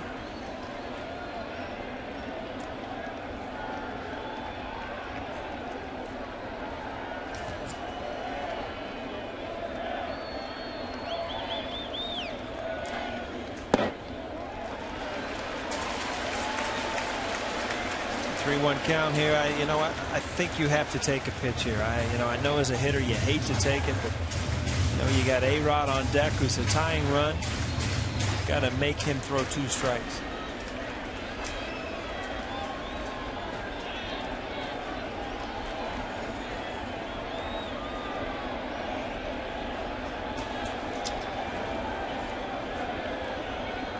Yankees desperate for a base runner. That would bring up A-Rod as the tying run. So 3-1 on Posada. Gardner, who walked to open the inning, he's at second. 2 outs. And there's a strike. So the Yankees are down to their final strike. Georgie's on the same page, and you hate to take that pitch, but again, you're making him throw 2 pitches. He still has to throw a strike here.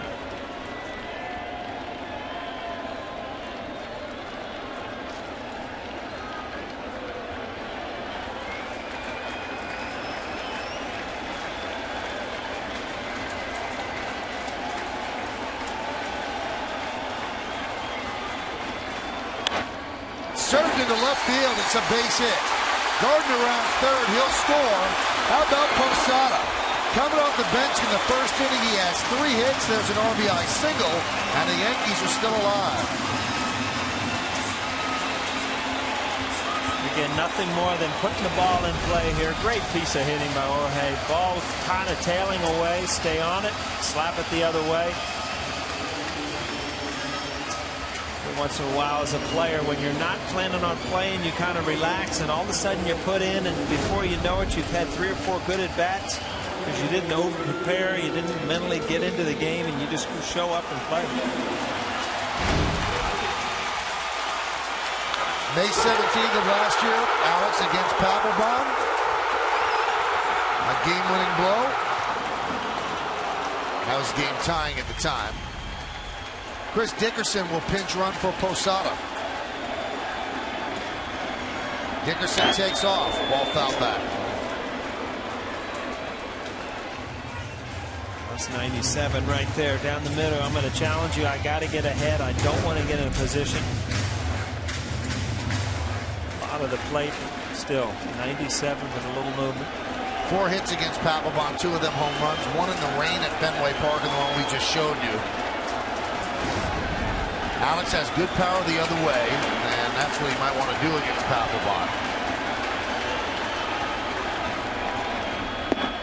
There's a strike. Dickerson will take second on defensive indifference. What's he looking there? 1 fastball away. Yeah, it's just, the thing is, you just fouled back a fastball, and now you're thinking, well, he does have a fork, and all of a sudden you just kind of freeze, and now you're in an emergency hack here. You know that he still has a split finger you haven't seen. You throw the fastball up in the zone.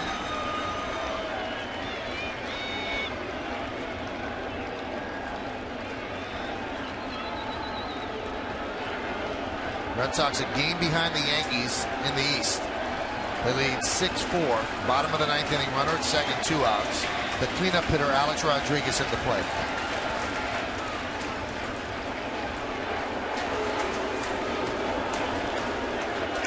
Well, this is definitely where doubt starts setting in. You got a catcher calling different signs. Papelbon shaking. Timeout.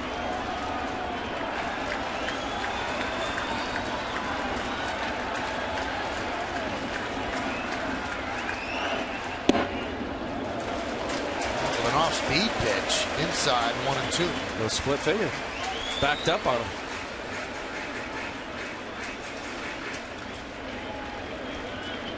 That was 80 miles per hour. His fastball has been as high as 97, so a 17 mile per hour differential.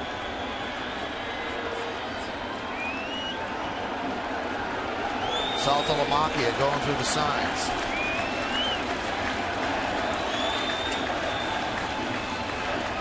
And the 1-2.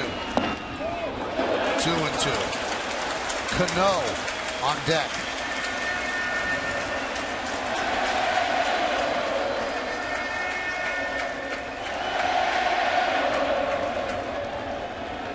But back in that fastball count situation here. A couple heaters. Put him in the 0-2. Now he's laid off 2 splits.